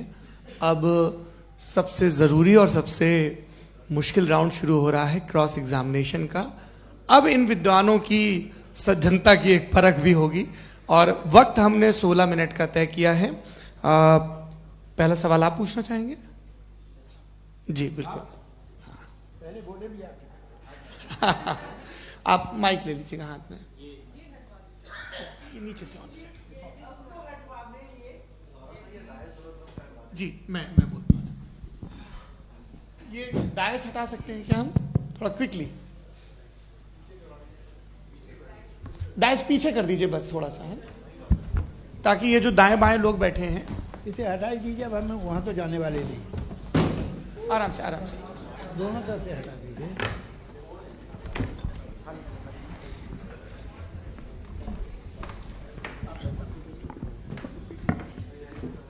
इस बीच आप लोग भी अपने अपने सवाल तैयार कर लें। ये ध्यान रखेंगे कि मैं यहां से सवाल लूंगा, आप लोगों को अपना हाथ ऊपर करना है, अपना नाम बताना है और अधिकतम 3 वाक्यों में अपना सवाल पूरा करना है। कई लोग सवाल की जगह भाषण देने लगते हैं, उससे आज बचना है। जी मुफ्ती साहब, पहला सवाल आपका, 16 मिनट है, हम दोनों लोगों के सवाल लेंगे। जी जी बहुत शुक्रिया। आपकी जो अभी बात हुई बहुत अहम थी, मैं इसको चाहूँगा कि आगे डिस्कस करूँ, लेकिन चूँकि अभी ये वो सेगमेंट है क्रॉस एग्जामिनेशन, तो सबसे पहला सवाल आपसे ये है कि जो मैं इतनी देर से कॉन्टिंजेंसी आर्ग्यूमेंट आपको बता रहा था, ये अकल से ही बता रहा था हजरत, आप ये बताएं कि आप इन्फिनिट रिग्रेस ऑफ कॉजेस को पॉसिबल मानते हैं या नेसेसरी बीइंग के एग्जिस्टेंस को सही समझते हैं? चूंकि 2 ही ऑप्शन हो सकता है, आप ये बताएं। देखिए, आपको मैं ईमानदारी से बात करूं, एक तो मैं कॉन्टिजेंसी वर्ड ठीक से समझता नहीं, और इस वक्त भी जो आपने अंग्रेजी के अल्फाज इस्तेमाल किए वो ज़रा थोड़े से मुझे डिफ़िकल्ट और कॉम्प्लिकेटेड लगे, तो आप ज़रा सिंपल ज़बान में सवाल कर सकते हैं? बिल्कुल कर सकता हूँ। जी। यूनिवर्स की हर चीज कॉन्टिंजेंट होने का मतलब यह है कि वो अपने एग्जिस्टेंस में किसी के ऊपर डिपेंडेंट है। जो भी चीज डिपेंडेंट होगी वो चीज इंडिपेंडेंट नहीं हो सकती, तो उसका कोई ना कोई कॉज होगा। तो अब आप क्या समझते हैं कि ये इन्फिनिट रीग्रेस है, यानी कॉज पर कॉज, कॉज पर कॉज, कॉज पर कॉज, और कभी कोई यानी ये एंडलेसली चलता रहा? क्योंकि अगर ऐसा होगा तो हम तो एग्जिस्टेंस में आते ही नहीं। लॉजिकली ये मुत्तफक अलैह चीज है, मुत्तफक अलैह, अग्रीड अपॉन। ओके, इस पे हमने एग्री किया था कि मुश्किल शब्द आएगा तो अर्थ बताना पड़ेगा। तो इन्फिनिट रीग्रेस तो पॉसिबल नहीं है, तो कहीं ना कहीं आपको रुकना पड़ेगा ऐसे नेसेसरी बीइंग पर। नहीं, कोई जरूरत नहीं रुकने की। किसने कहा आप रुकना पड़ेगा? आप रुकते हैं खुदा पे, आप नहीं रुकते। आप कहते हैं वो हमेशा से, जब उस वक्त से है जब वक्त नहीं था। आप कहाँ रुकते हैं कि अब हुआ था वो? आप नहीं कहते। हम क्यों नहीं मान सकते कि यूनिवर्स जो है और बल्कि मल्टीवर्सेस जो है वो हमेशा से हैं, वो बनती है, बिगड़ती है। एक हमारे यहाँ एक चीज़ है ब्लैक होल, वो समेट लेता है वापस, फिर ब्लास्ट होता है, फिर फैल जाता है। और इसमें हमारी तो खैर कोई औकात ही नहीं है इंसान की। एक छोटे से ज़र्रे पे हम 50-60 साल की उम्र रखते हैं, जो करोड़ों अरबों साल की कायनात है उसमें, और पैदा भी नहायत ही बेहुदा वजह से हुए थे। तो इसमें ये सोचना कि इसकी वजूहात और ये क्यों है, ये डिपेंडेंट है, ये हम देख रहे हैं। क्या मालूम? आप सोचिए कि ये जो फैल रही है कायनात, ये कहाँ फैल रही है, ये कहाँ जा रही है, और ये फैल क्यों रही है? अरे बना ली थी तुमने, रुको भैया, हमें काफ़ी है। ये फैल क्यों रही है? ये और कौन सी कायनात जिसे मैं दूरबीन से देखता हूँ तो 2 बिलियन लाइट ईयर पे है, उससे मेरा कोई वास्ता ही नहीं है। 2 बिलियन ईयर यानी अगर मैं 80,000 माइल्स पर सेकेंड से चलूं तो 20 करोड़ साल में वहां पहुंच जाऊंगा। इसकी जरूरत क्या थी? ये दुनिया, ये कायनात तो इंसान अशरफुल मखलूकात के लिए बनाई गई ना। तो ये सब ये टर्म समझ में नहीं आया, इसमें कोई खास समझने वाली बात थी भी नहीं। ये जो अल्टीमेट कहा यह जाता है कि ये जो पूरी यूनिवर्स है, ये जो दुनिया है, ये इंसान के लिए बनाई गई। अच्छा, ये सब इंसान के लिए। क्यों साहब? सही है ना? बिल्कुल, लेकिन इसका ये मतलब नहीं कि किसी चीज के पीछे रीजन आपको नहीं पता तो रीजन नहीं है। इसे कहते हैं नहीं, मुझे नहीं पता, लेकिन मेरी जिम्मेदारी नहीं है। वो बिल्कुल सही कहा था उसने, बर्टन रसल ने। आपने उसे मजाक में टाल दिया कि भाई आप एक दावा कर रहे हैं, मैं क्यों कहूं कि ये गलत है दावा? आप प्रूफ कीजिए, मेरे पे जिम्मेदारी ही नहीं है, मैंने थोड़ी कहा है। आप प्रूफ कीजिए कि ये सही है। आप आर्ग्यूमेंट ऑफ कंटिंजेंसी का जवाब ही नहीं दे रहे हैं। पूछना चाहेंगे? आप सवाल पूछना चाहेंगे मुफ्ती साहब से? क्योंकि ये क्रॉस एग्जामिनेशन का दौर है। आप जैसे पहले बोल रहे थे फेथ को लेके कुछ, मैं ये पूछना चाहूँगा कि खुदा ने जो भी रेवोल्यूशन किए हैं, एक मज़हब के नहीं बहुत से मज़हबों में किए हैं, अलग अलग रेवोल्यूशन है। कहीं कुछ एक बातें हैं, कॉन्ट्रडिक्शन भी है आपस में, कहीं कुछ आप कर सकते हैं, कहीं कुछ नहीं कर सकते। ऐसा नहीं है कि सबकी कोड ऑफ मॉरल एक है। तो ये किस्सा क्या है? अब आप ये देखिए कि मुझे कभी कभी लगता है कि ये जो फुटबॉल फाइनल होता है, लाखों लोग होते हैं, फिर वो टीवी कवर कर रही करोड़ों लोग, अगर उसमें खुदा की एक बूमिंग आवाज़ आ जाती, मैं गॉड हूँ, तो सारे लोग अभी सुन लेते और टीवी पे भी सुन लेते, किस्सा खत्म होता। ये इतनी राजदारी क्या है कि तुम सामने कुछ तो सबूत दे दो हमें सॉलिड। ये कह साहब ये यूनिवर्स कैसे बनी, इससे मसला क्या हल होगा? मैं पूछूंगा आपसे खुदा कैसे बना? क्यों नहीं पूछूंगा कैसे बना? बल्कि वो तो कायनात से कहीं ज़्यादा इंटेलिजेंट है, कायनात से कहीं ज़्यादा कॉम्प्लेक्स। जी वो हमेशा से है। आप कहेंगे मैं मान लूँगा। अच्छा, दोयम वो कादिर मुतलक, यानी कादिर मुतलक मतलब ओमनीपोटेंट, वो जो चाहे कर सकता है। आपको नौकरी दिलवा सकता है, आपकी अच्छी जगह शादी करवा सकता है, आपके पड़ोसी का मुकदमा हरवा सकता है, आपको जिता सकता है, सब काम करता है। थोड़ा सा माइक क्लोज। वो इस दुनिया को चला कैसे रहा है? ये दुनिया कैसे चल रही है? आपको इस पर हैरत नहीं होती? या क़यामत के बाद कभी एक जस्टिस होगा, जब ये बच्चा मर चुका होगा जिसकी धज्जियाँ उड़ गई बम से, इसको इंसाफ मिलेगा तब? अच्छा, अब जवाब दूं? हाँ दीजिए। मैं इसीलिए आप की तरफ सबसे पहले आपने रेवलेशन और स्क्रिप्चर्स की बात की, इस पे मैं बात कर सकता हूं लेकिन आज नहीं करूंगा चूंकि वक्त कम है, कभी और इस पे डिस्कस करेंगे। मैं तैयार हूं उस पे भी बात करने के लिए। ये अभी से राउंड 2 की भूमिका तय हो रही है। Does God exist round 2? चूंकि आज गॉड के एग्जिस्टेंस पे बात है तो मैं उसी के रिलेटेड जो है आपके सवालात को एंटरटेन भी करूंगा और मैं भी पूछूंगा। आपने कहा कि आपने साबित ही नहीं किया, जबकि आर्ग्यूमेंट ऑफ कॉन्टिजेंसी बुनियादी आर्ग्यूमेंट है। आप मुझे कॉन्टिजेंसी का मतलब बताइए, आपका मतलब क्या कॉन्टिजेंसी?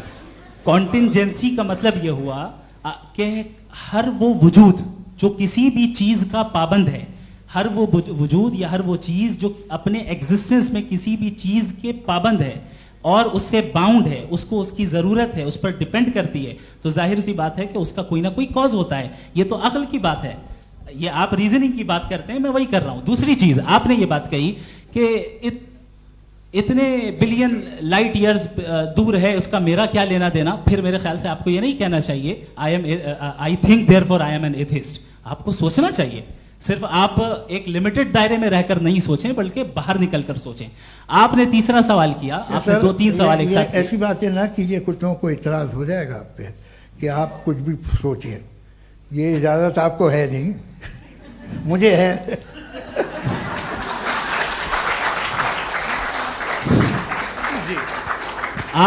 आपने प्रॉब्लम ऑफ इविल के ताल्लुक से सवाल किया और बार बार आप एक लफ्ज रिपीट कर रहे हैं कि ओमनीपोटेंट गॉड है, ऑल पावरफुल गॉड है। यही तो दरअसल समझना है कि गॉड का कॉन्सेप्ट क्या है। प्रॉब्लम ऑफ इविल जो है, प्रॉब्लम ऑफ इविल दर हकीकत 2 असम्पशंस पर कायम है। अगर आप इन 2 असम्पशंस को समझ जाएं तो ये प्रॉब्लम नहीं रहेगी, आर्ग्यूमेंट आपको समझ में आ जाएगी कि ये कोलैप्स कर जाता है। पॉइंट नंबर 1, यानी जो आपका सबसे पहला फॉल्स असम्पशन है कि गॉड मर्सीफुल है, ओमनीपोटेंट है, दुनिया में जुल्म हो रहा है। लेकिन आपको यह समझना चाहिए कि हमारे वर्ल्ड व्यू के मुताबिक गॉड सिर्फ ओमनीपोटेंट और सिर्फ मर्सीफुल नहीं है, बल्कि वो ऑल वाइज भी है और वो ऑल नोइंग भी है। उसके हर काम के पीछे हिकमत और विजडम है। ये कोई जरूरी नहीं है कि वो हिकमत और विजडम आपको समझ में आए या मुझे समझ में आए। अगर आप जो समझ रहे हैं उसके मुताबिक आप फैसला कर रहे हैं, ये लिमिटेड पर्सपेक्टिव से आर्ग्यूमेंट है। और इस चीज को हम अपनी दुनिया में, अपने लाइफ में, डेली लाइफ में इस प्रिंसिपल को एक्सेप्ट करते हैं। हम जब किसी डॉक्टर के पास जाते हैं, डॉक्टर के पास जाकर वो अगर उसने हमें कोई दवाई दी है तो हम ये तो नहीं कहते कि जब तक आपके पास जितना नॉलेज और जितना विजडम नहीं है, आपने क्यों ये दवाई दी है, तब तक हम इस चीज को एक्सेप्ट नहीं करेंगे। नहीं कहते, हम उसकी अथॉरिटी को तस्लीम करते हैं। क्यों? क्योंकि उसकी हम जानते हैं कि वो नॉलेजेबल है, वो विजडम वाला है, हमसे ज्यादा नॉलेज और हमसे ज्यादा विजडम है। बताएं सर। नहीं, डॉक्टर में और खुदा में बड़ा डिफरेंस है। डॉक्टर पढ़ा लिखा होता है एक, तो मैं उसकी बात सुनूंगा। दोयम ये नहीं, कुछ जवाब तो ये भी नहीं है सर। प्लीज अगर सब ऑडियंस से बोलने लगेंगे तो फिर मतलब नहीं सिविलाइज्ड बहस का। मतलब आप ये कहें कि चूंकि आप डॉक्टर पे बिलीव करते हैं इसलिए खुदा पे बिलीव किए, क्या ये मिसाल आपको समझाने के आर्गुमेंट है, इस पे आपको एतराज नहीं है। तो सिंपल बात ये है कि मैं अगर ये यकीन कर लूँ कि एक ओमनीपोटेंट, उसकी मसलहत है, ये जो बच्चे मर रहे हैं ये मसलहत है उसकी, मुझे नहीं चाहिए थी मसलहत। उसकी मसलहत नहीं, यही तो समझना है, मतलब एक्सपीरियंस। अच्छा, इस आपने अभी मेरी बात पूरी सुनी नहीं। मैंने कहा आपका पूरा आर्ग्यूमेंट 2 फॉल्स असम्पशंस पर है। एक फॉल्स असम्पशन मैंने बता दिया, दूसरा फॉल्स असम्पशन यह है कि इस दुनिया में इविल के होने का कोई गुड रीजन नहीं है, जबकि हमारे पास बाज रीजंस मौजूद हैं, हमारे पास बाज वजूहात मौजूद हैं। अगर इस दुनिया में इविल ना हो तो आप गुड को डिफाइन कैसे करेंगे? अगर जुल्म ना हो आप इंसाफ को समझेंगे कैसे? अगर तारीकी ना हो तो आप लाइट को समझेंगे कैसे? बहुत अच्छे। अभी और सुन लें, अभी और बाकी है। ये तो बात बहुत पसंद आई साहब मुझे कि जब तक रेप ना हो तब तक औरतों की इज्जत का ख्याल आपने मेरा जवाब पूरा सुना ही नहीं। जब तक के बच्चों का कत्ल ना किया जाए तब तक आपको बच्चों की मासूमियत की इज्जत। आपने पूरा जवाब सुना ही नहीं। क्या बात है, क्या आपने नुक्ता निकाला? आपने पूरा जवाब सुना ही नहीं। आप सुन लें, मेरी बात सुन लें। ये मैंने आपको एक चीज बताई। दूसरी चीज, इस दुनिया में हम आए हैं टेस्ट के लिए, हमारा टेस्ट हो रहा है और हर इंसान का अलग अलग अंदाज में टेस्ट होता है। और इस दुनिया में अगर इविल मौजूद है तो वो इविल जरिया है हमारे अंदर ह्यूमन नोबल क्वालिटीज को डेवलप करने का और अलग अलग फील्ड में प्रोग्रेस करने का। और अगर हमारे अंदर और इस दुनिया में इविल नहीं होता तो बताइए टेस्ट का मतलब क्या होता? अगर मैं अपने स्टूडेंट को एमसीक्यूज दूं और उसमें सिर्फ राइट आंसर लिख कर दे दूं और कहूं तुम्हारा टेस्ट हो गया, ये मीनिंगलेस है। इस दुनिया में अगर हम टेस्ट के लिए आए हैं तो जाहिर है गुड एंड इविल दोनों मौजूद है। तो अगर गुड एंड इविल दोनों मौजूद है तो ये इविल भी खुदा का बनाया हुआ है? जी हाँ, खुदा का बनाया हुआ है, लेकिन अच्छा, चलो अच्छी बात। जी बिल्कुल, तो बिल्कुल खुदा ने बनाया। अभी तो ये है कि जो मेजॉरिटी है दुनिया में वो इविल है, तो ये खुदा एक्चुअली इविल के साइड पे लग रहा है मुझे। बिल्कुल भी नहीं, मैं बताता हूं। मेजॉरिटी में तो वो है। क्या बात कर रहे हैं भाई आप? मैं बहुत कोई भी जो मुंसिफ होगा, चाहे आपका अपना घर हो जिसके आप सबसे बड़े हैं, चाहे आपकी ऑर्गेनाइजेशन हो जो आप चलाते हैं, वहां पर आप इविल रखेंगे साबित करने को कि बाकी लोग शरीफ हैं? मेरी बात सुनिए, क्या ये आर्ग्यूमेंट ही गलत है? अगर कि जब तक के कोई इविल नहीं होगा तब तक के शरीफ आदमी शरीफ नहीं लगेगा। अगर एग्जामिनर गलत ऑप्शन दे रहा है तो एग्जामिनर इविल नहीं हो गया, जो गलत ऑप्शन को सेलेक्ट कर रहा है वो फेल होगा। क्रिएटर ने इविल को बनाया है लेकिन वो इविल नहीं है। अच्छा सुनिए मेरी बात, हाँ। Let me complete sir. जी जी। क्रिएटर ने इविल को बनाया है टेस्ट के लिए, वो इविल नहीं है। इविल वो होगा जो उसे इख्तियार करेगा। छुरी को बनाने वाला गलत नहीं होता है, छुरी का गलत इस्तेमाल करने वाला गलत होता है।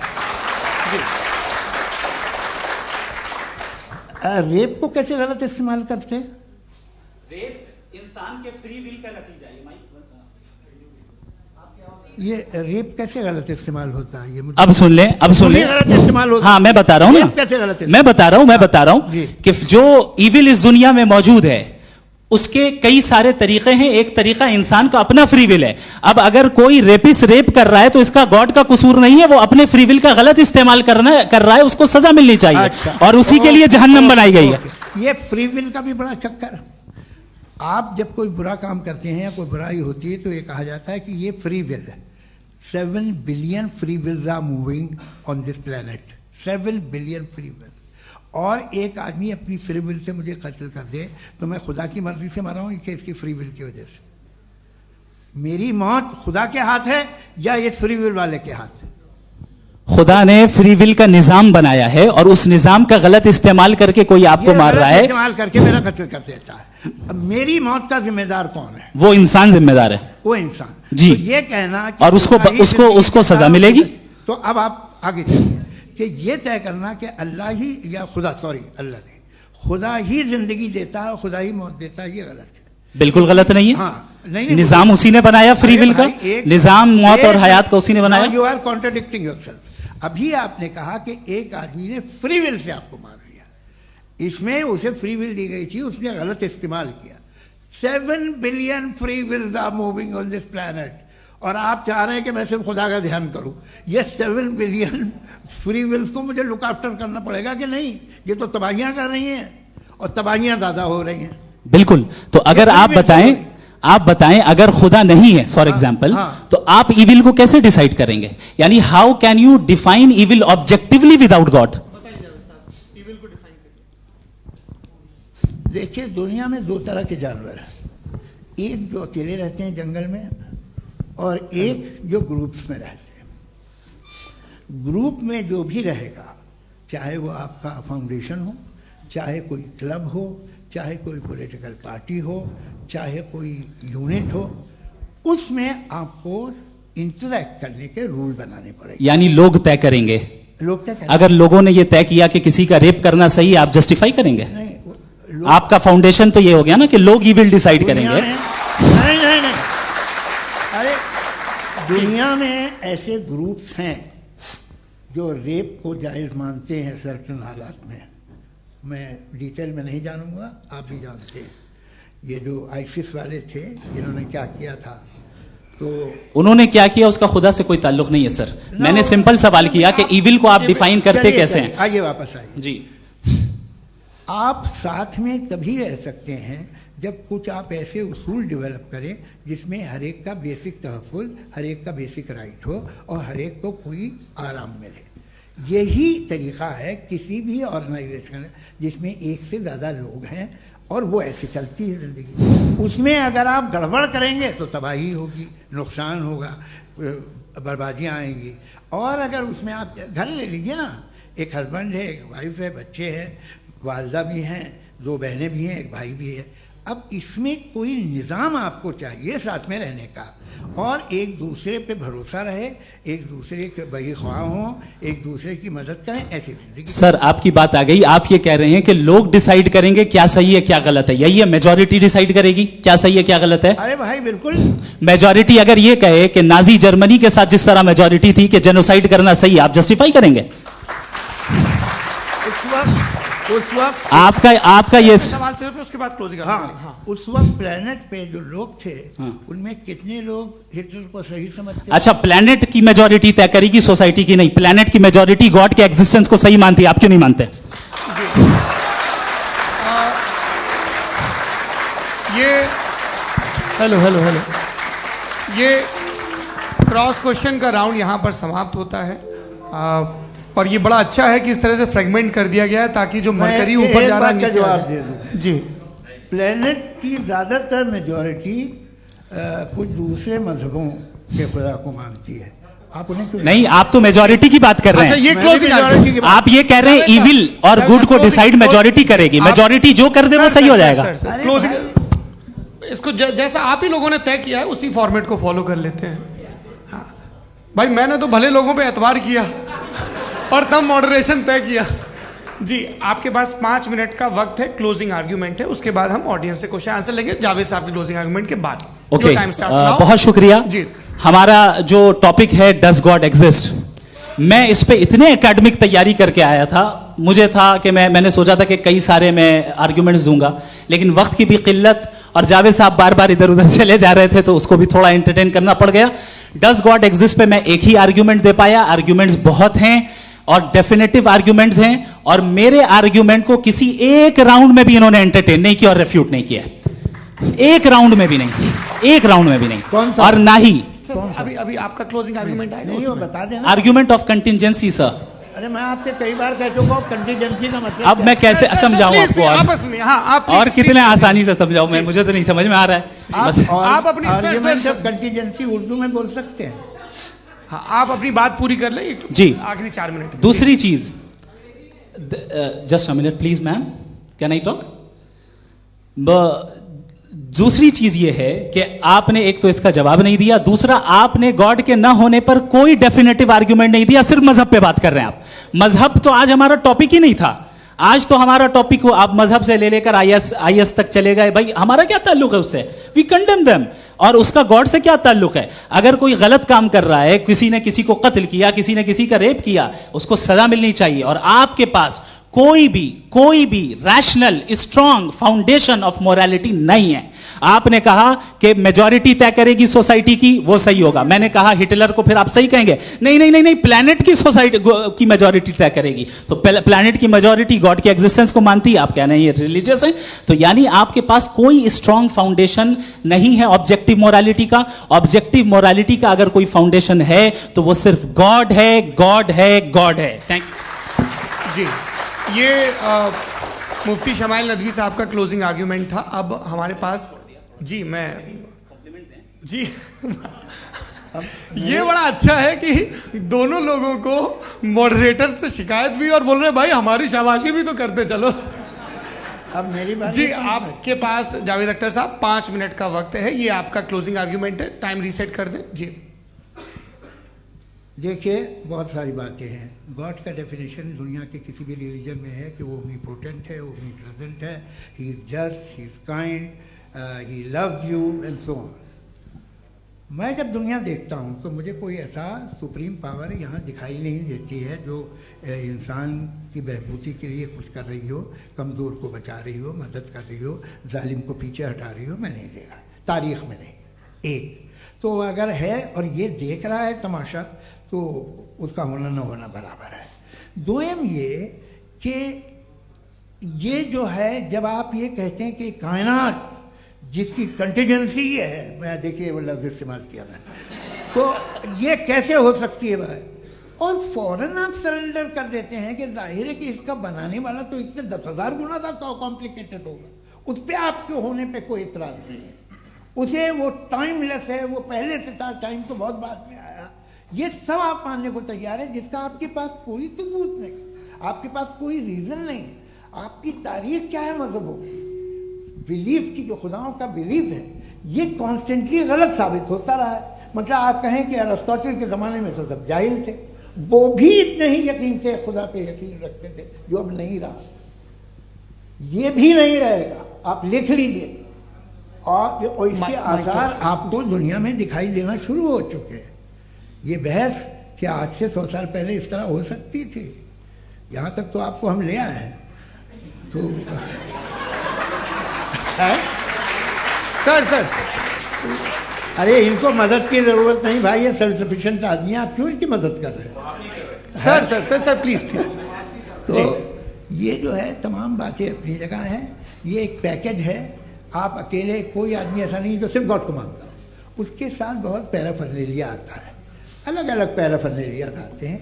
They have always created chaos in the society. मैं तो आपको सीधा ऑफर देता हूँ कि दुनिया में 10 इम्पॉर्टेंट बिलीव्स है।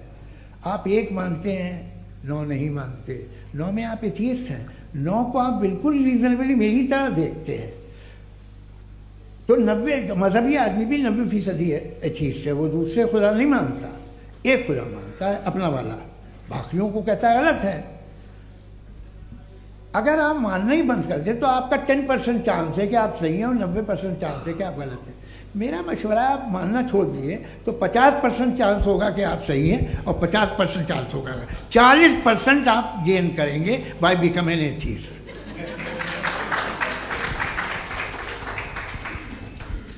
ये एक फरसूदा ख्याल है, ये ख़त्म हो रहा है। हो सकता है मेरी ज़िंदगी में ना हो, लेकिन ये हो जाएगा।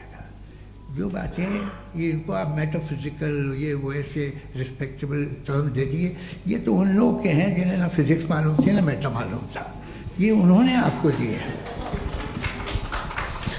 जी बहुत शुक्रिया आप दोनों लोगों का। और अब इस बातचीत का आखिरी राउंड शुरू होगा, डज गॉड एग्जिस्ट की ये बहस मुफ्ती शमाइल नदवी और जावेद अख्तर साहब के बीच। आप लोग अपने अपने हाथ ऊपर करेंगे, मैं यहाँ से तय करूँगा। और माइक हमारे पास है क्या? एक ही माइक है ऑडियंस के लिए? 2 माइक है, एक इस तरफ एक इस तरफ, ठीक है। तो जी सबसे पहले हमारी सहयोगी है मारिया शकील जी, पूछिए सवाल।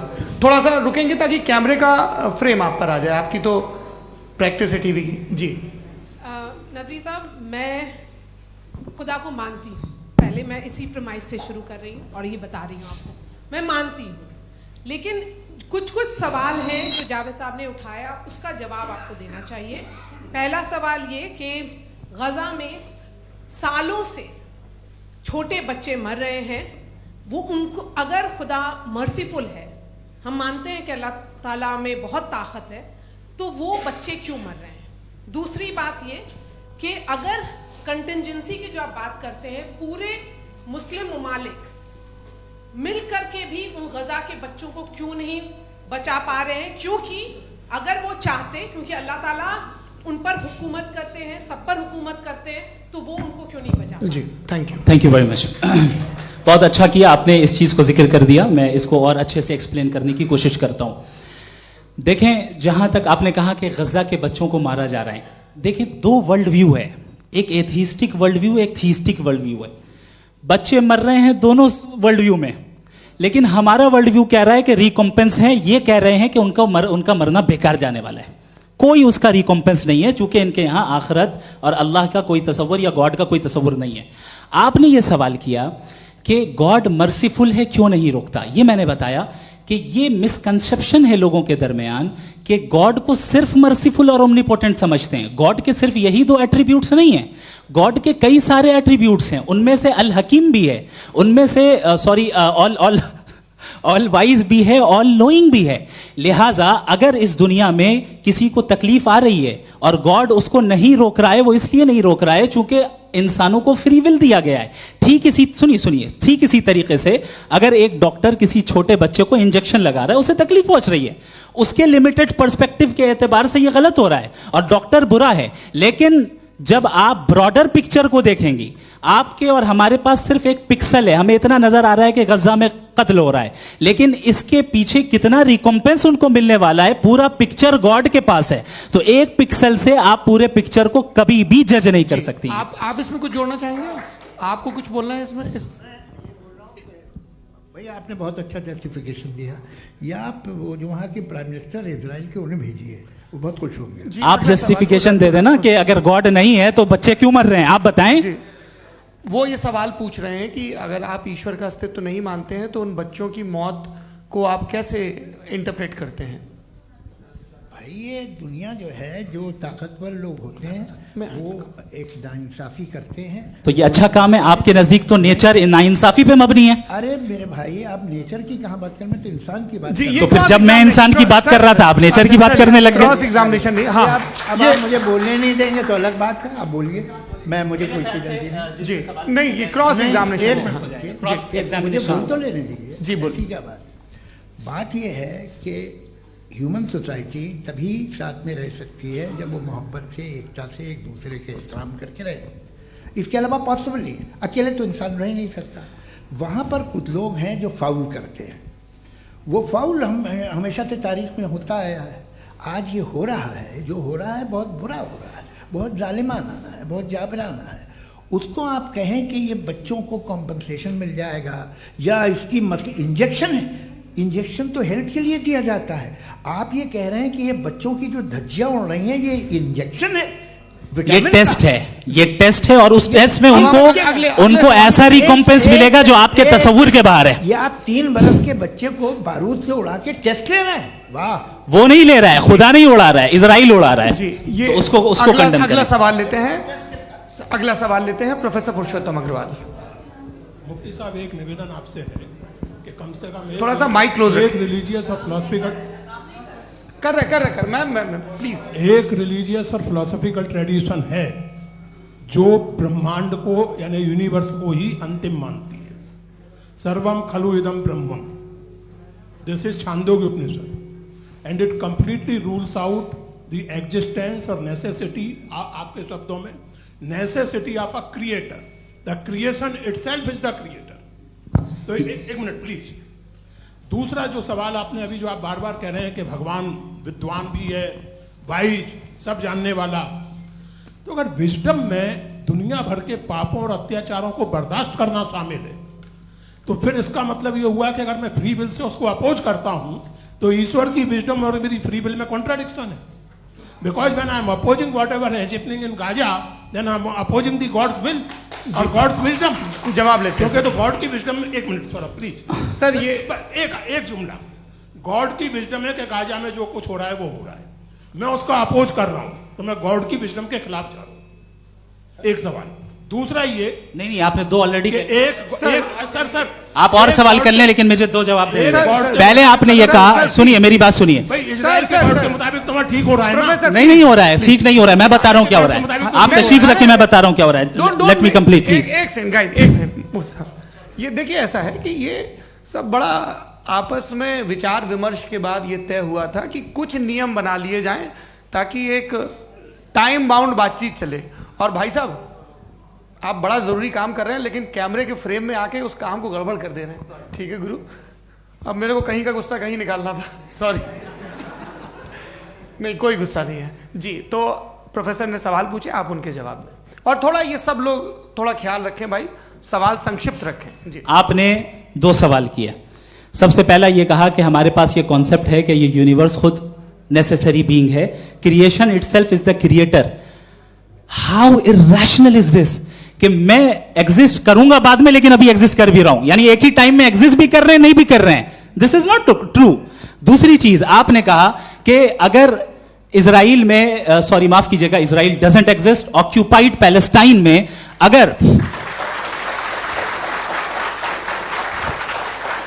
अगर ऑक्यूपाइड पैलेस्टाइन में बच्चों को मारा जा रहा है फ्री विल की वजह से और गॉड नहीं रोक रहा, ये कॉन्ट्रडिक्शन है। ये बताइए कि एक एग्जाम में एक बच्चा गलत आंसर लिख रहा है, सुनिए, एग्जामिनर चाहे तो रोक सकता है, क्यों नहीं रोक रहा है? ये कॉन्ट्रडिक्शन है, ये कॉन्ट्रडिक्शन नहीं है। नहीं सर, ये आपस में ये क्या आपका सवाल?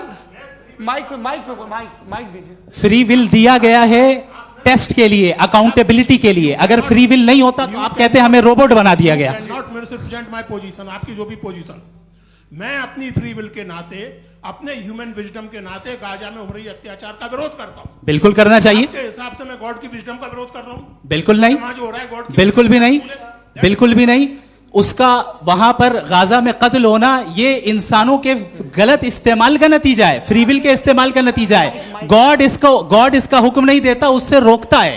यही तो मसला है ना, आपके लिए कॉन्सेप्ट क्लियर नहीं नहीं भाई, आपने तो बताया था इंजेक्शन लगाने से बच्चे को तकलीफ होती है, ये इंजेक्शन लगा। सर आप ऐसे रेटोरिक स्टेटमेंट दे तब तो कोई मसला नहीं समझते रहेंगे। This is a rhetoric statement, this is not a logical argument sir. I am sorry, I am sorry. आखिरी 30 मिनट बड़े मुश्किल होने वाले हैं। जी मुफ्ती साहब आगे बैठे हैं, इनको माइक दीजिए।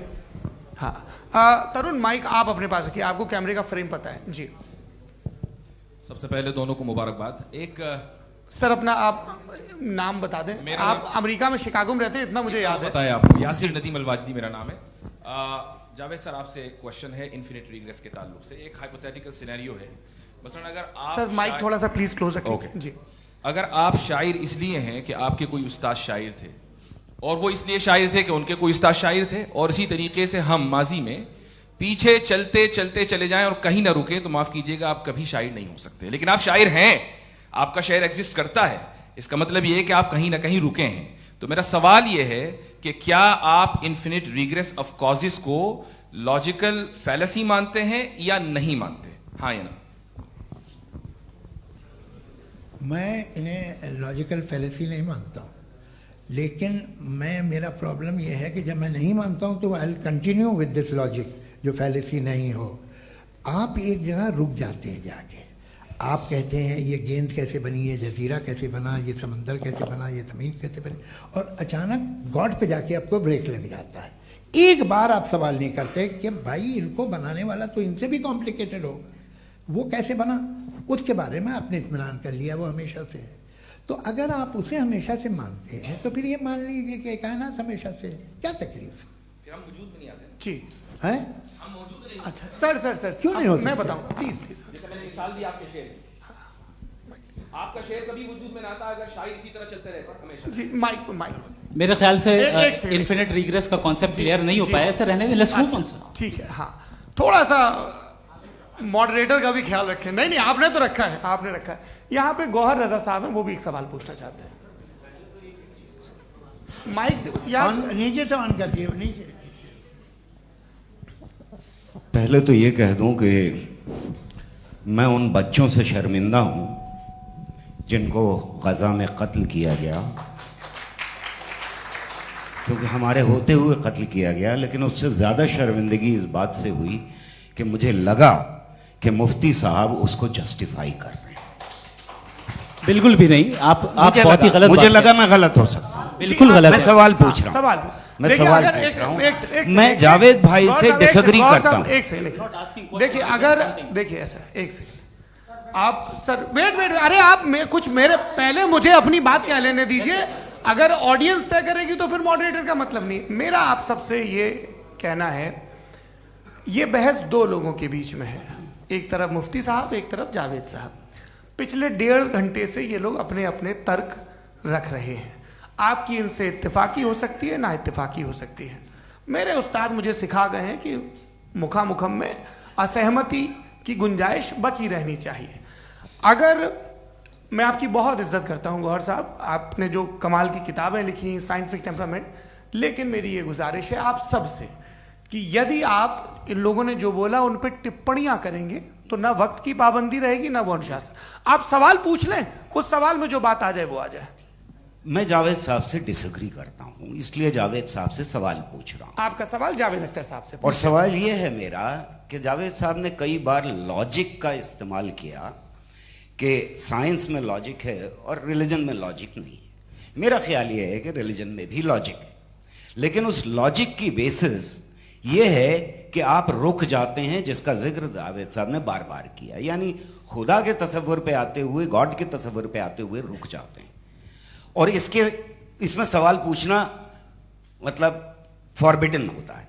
सवाल यह है कि क्या जावेद साहब इससे एग्री करते हैं कि साइंस की लॉजिक अलग है और रिलीजन की लॉजिक अलग है? बताइए सर। देखिए 3 चीज़ें हैं, साइंस है, एक है मंतिक है, इस्तिदलाल है, और एक जो है कुछ भी नहीं है, फेथ है, अकीदा है। मैं अकीदे की लॉजिक का कायल नहीं हूँ। मुझे आप इस्तिदलाल से, लॉजिक से, रीज़न से समझाइए, मैं मानने को तैयार हूँ, मेरा क्या नुकसान होगा। लेकिन ये कि अकीदे पे मैं नहीं जा सकता हूँ। अकीदे का मतलब है कि तुम ये मान लो, सवाल ना करो, ये नहीं। आप सारी बातें करके, बड़ी साइंटिफिक बातें करके एक जगह जाके खुदा के हुदूद पे रुक जाते हैं, सरेंडर कर देते हैं। मैं सरेंडर करने को तैयार नहीं। That's all. जी, ये आगे सर बैठे हुए हैं, इनको माइक दीजिए। भाई वो आप पूछना चाह रहे थे ना भाई? हाँ, नहीं मैं ये, थैंक यू जी, आपका नाम? आसिम इफ्तिखार। आसिम जी, पूछिए।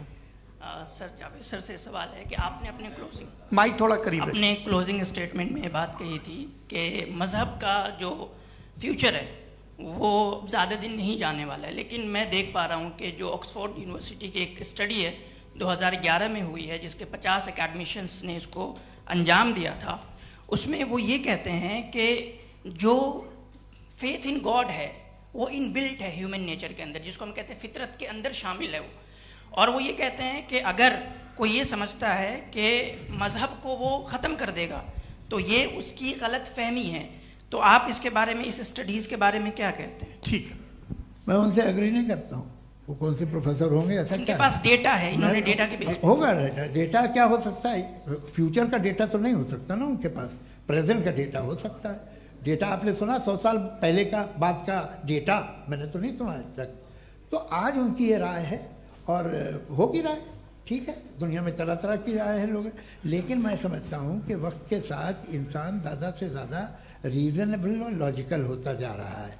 आज आप देखिए वेस्टर्न यूरोप में क्या परसेंटेज है नॉन बिलीवर्स की, बहुत हाई। वहाँ चर्च खाली पड़े होते हैं। तो अल्टीमेटली तो इंसान कोई ऐसी बात बहुत अरसे तक नहीं मान सकेगा, चाहे गलत या सही, जो उसे, उसके दिमाग को, उसके जहन को, उसकी लॉजिक को अपील न करे। वो कह रहे हैं तो ऑक्सफोर्ड के होंगे तो कैम्ब्रिज के होंगे, तो मुझे क्या लेना देना। उनका डेटा मुस्तकबिल का नहीं हो सकता है। जी, दीपक, हाँ पूछिए। मैं आऊँगा, अभी पीछे की साइड भी आऊँगा, माइक वहीं भेजूंगा 2-3 साल के लिए। जी जावेद साहब, आपसे सवाल है। नमस्ते। अरे भाई सर, अगर आप ही लोग को तय करना है तो फिर 200 लोग तय कर लें। ये एक साहब नहीं sir, please don't do this sir. Sir, everybody has a right sir, but we can only take selected questions. No sir, ये यंग लोग भी हैं तो इनकी ये अब उतने यंग, भाई आप यंग हैं कि नहीं है? वो कह रहे हैं वो भी यंग हैं साहब, आप उनकी नौजवानी पर दावा उनको ही करने थे। हाँ मुफ्ती साहब, आप यंग, हाँ पूछे। अरे भैया सर, मेरा सवाल ये है, कुछ इनसे भी तो पूछो। जी नहीं, बस आपसे एक सवाल है। जैसे थीस्टों के पास, अपने जो ईश्वर को मानते हैं, उनके पास अपने सोशल गेट टुगेदर्स हैं। 5 रोज़ आज क्रिसमस आने वाला है, होली है, दिवाली है, ईद है। एथिस्ट क्या ऑफर कर रहे हैं? मतलब मैं इनकी दुकान से बोलूं, मैं आना चाहता हूं उस तरफ, पर मैं अट्रैक्ट नहीं हो पा रहा हूं। मैं सोशल गेट टुगेदर्स क्या है आपके पास? वो ये कह रहे हैं कि जो धार्मिक लोग हैं, अलग अलग धर्म के लोग, उनके उत्सव त्योहार, कॉन्ग्रेगेशन बहुत हैं। अब आपको मैं एक सुनाता हूँ, यहाँ हिस्टोरियन भी बैठे हैं। मृदुला जी, आप बताइएगा सही है क्या? ये एक कॉन्स्टेंटाइन, एक ग्रीक रोमन बादशाह था, जो क्रिश्चियनिटी आने के 400 साल बाद उसने डिसाइड किया कि मैं क्रिश्चियन हो जाऊंगा, मेरी पूरी स्टेट कैंसिल हो जाएगी। उस ज़माने में ऐसे ही होता था, राजा जो धर्म इख्तियार करता था वो जनता भी कर लेती थी, इसलिए कि वो हो गया था बैंकरप्ट। और उसे जो मेडिटेरियन कोस्ट के रिच क्रिश्चियन वो थे मर्चेंट, उससे पैसा चाहिए था। तो उसने कहा यार क्रिश्चियन हो जाओ। तो उसने अपने वजीर से कहा कि भाई ये हिस्ट्री है कि अब हम लोग क्रिश्चियन हो जाते हैं। पहले सर हो जाएंगे, कोई प्रॉब्लम नहीं है, लेकिन एक प्रॉब्लम ये है कि 17 दिसंबर से 25 दिसंबर तक जो पेगन फेस्टिवल होता, जो पेगन थे वो लोग, जो फेस्टिवल होता है वो बंद हो जाएगा, इसलिए कि हम क्रिश्चियन हो गए तो होगा नहीं। तो वो बच्चों को बहुत बुरा लगेगा, पब्लिक को बहुत इंजॉय करते हैं, खासतौर से 25 को मेन डे। उसने कहा हाँ ये तो सही कह रहे हो, ये जीसस क्राइस्ट की पैदाइश कब थी? पहले साहब वो अप्रैल में थी। नहीं, कट करो, वो 25 दिसंबर को है। ये हकीकत है जी। और 400 साल बाद क्रिश्चियनिटी के अप्रैल से दिसंबर ले आए, और इसलिए कि यहाँ पेगन फेस्टिवल होता था। अब मनाते हैं आप आराम से। ये जो सारे फेस्टिवल हैं ये रिलीजन से, हर एक को एक इंटरटेनमेंट डिपार्टमेंट चाहिए होता है अपनी कंपनी चलाने के लिए। तो ये रिलीजन नहीं, ये सेकुलर त्योहार थे जिन्हें रिलीजन्स ने ले लिया है। ये मौसम के थे, फसलों के थे, किसानों के थे, उसको आपने लेके रिलीजियस रंग दे दिया। ये कोई रिलीजन से थोड़ी आए आप। अच्छा हमें देखिए, हम तो मुल्द हैं, हम ईद मनाते हैं, हम दिवाली मनाते हैं, हम होली मनाते हैं, हम क्रिसमस मनाते हैं। बम्बई की फिल्म इंडस्ट्री की सबसे बड़ी होली हमारे घर में होती है, सबसे बड़ी ईद हमारे घर में होती है। वो हमारी सोशल वो है, हमारा हेरिटेज है। ऐसा थोड़ी है कि we will throw the baby along with the water. ये तो अच्छी चीज़ है, इन्हें रखो, जो बेकार है फेंक दो। जी हाँ, हेलो जी, मेरा सवाल नादवी जी से है। जैसा कि आपने बोला कि गॉड टाइम के भी परे हैं और गॉड इतनी कॉम्प्लेक्स चीज़ है कि उसे ह्यूमन माइंड समझ नहीं सकता, और गॉड ने अर्थ पे फ्री विल भी दे दी है, तो आप अपना वक्त ज़ाया क्यों कर रहे हैं गॉड के बारे में बात करके? अपन को तो बात करनी चाहिए कि सोसाइटी को बेहतर कैसे करें। जी, मैं गॉड वही बताता है सोसाइटी को कैसे बेहतर करे। अभी मैं आपका जवाब देता हूँ। आपने कहा कि टाइम पे वो एग्जिस्ट नहीं करता, सो नहीं, मेरा सवाल ये है कि जैसा आपने बोला कि गॉड बहुत ही कॉम्प्लेक्स चीज है। मैंने कहा ही नहीं कि कॉम्प्लेक्स है, तो आपके अल्फाज हैं। कॉम्प्लेक्स का लफ्ज गॉड के लिए सुइटेबल नहीं है। क्यों? क्योंकि कॉम्प्लेक्स वो चीजें होती हैं जो ऑब्जेक्ट हो। God is not an object जिसको आप इंस्ट्रूमेंट के जरिए लेबोरेटरी में जाके टेस्ट करें, oh it's very complex. No, वो कोई कार का इंजन नहीं है। वो फिलोसॉफिकली नेसेसरी बीइंग ऐसी बीइंग है जो सिंपल बीइंग है। हाँ, आप उसको मुकम्मल तौर पे उसकी तमाम हिकमतों को जान ले और हर चीज को जान ले, ये पॉसिबल नहीं है, क्योंकि वो ऑल वाइज है, आप ऑल वाइज नहीं है, और वो खुदा है, वो आपको सारी चीजें बता दे, ये जरूरी नहीं।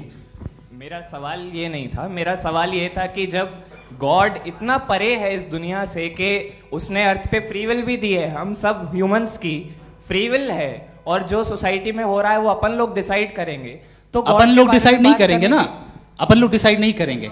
गॉड जो है, गॉड ने वो उसकी जात, उसकी एग्जिस्टेंस टाइम एंड स्पेस से परे है, लेकिन वो हमारा टेस्ट ले रहा है और उसी गॉड ने हमें बताया कि तुम्हें क्या करना है क्या नहीं करना है, तो जाहिर है उस गॉड की बात सुनेंगे ना हम। जी, वो पीछे एक चश्मा लगाए जो मैम खड़ी हैं, उनको दीजिए। हाँ, आप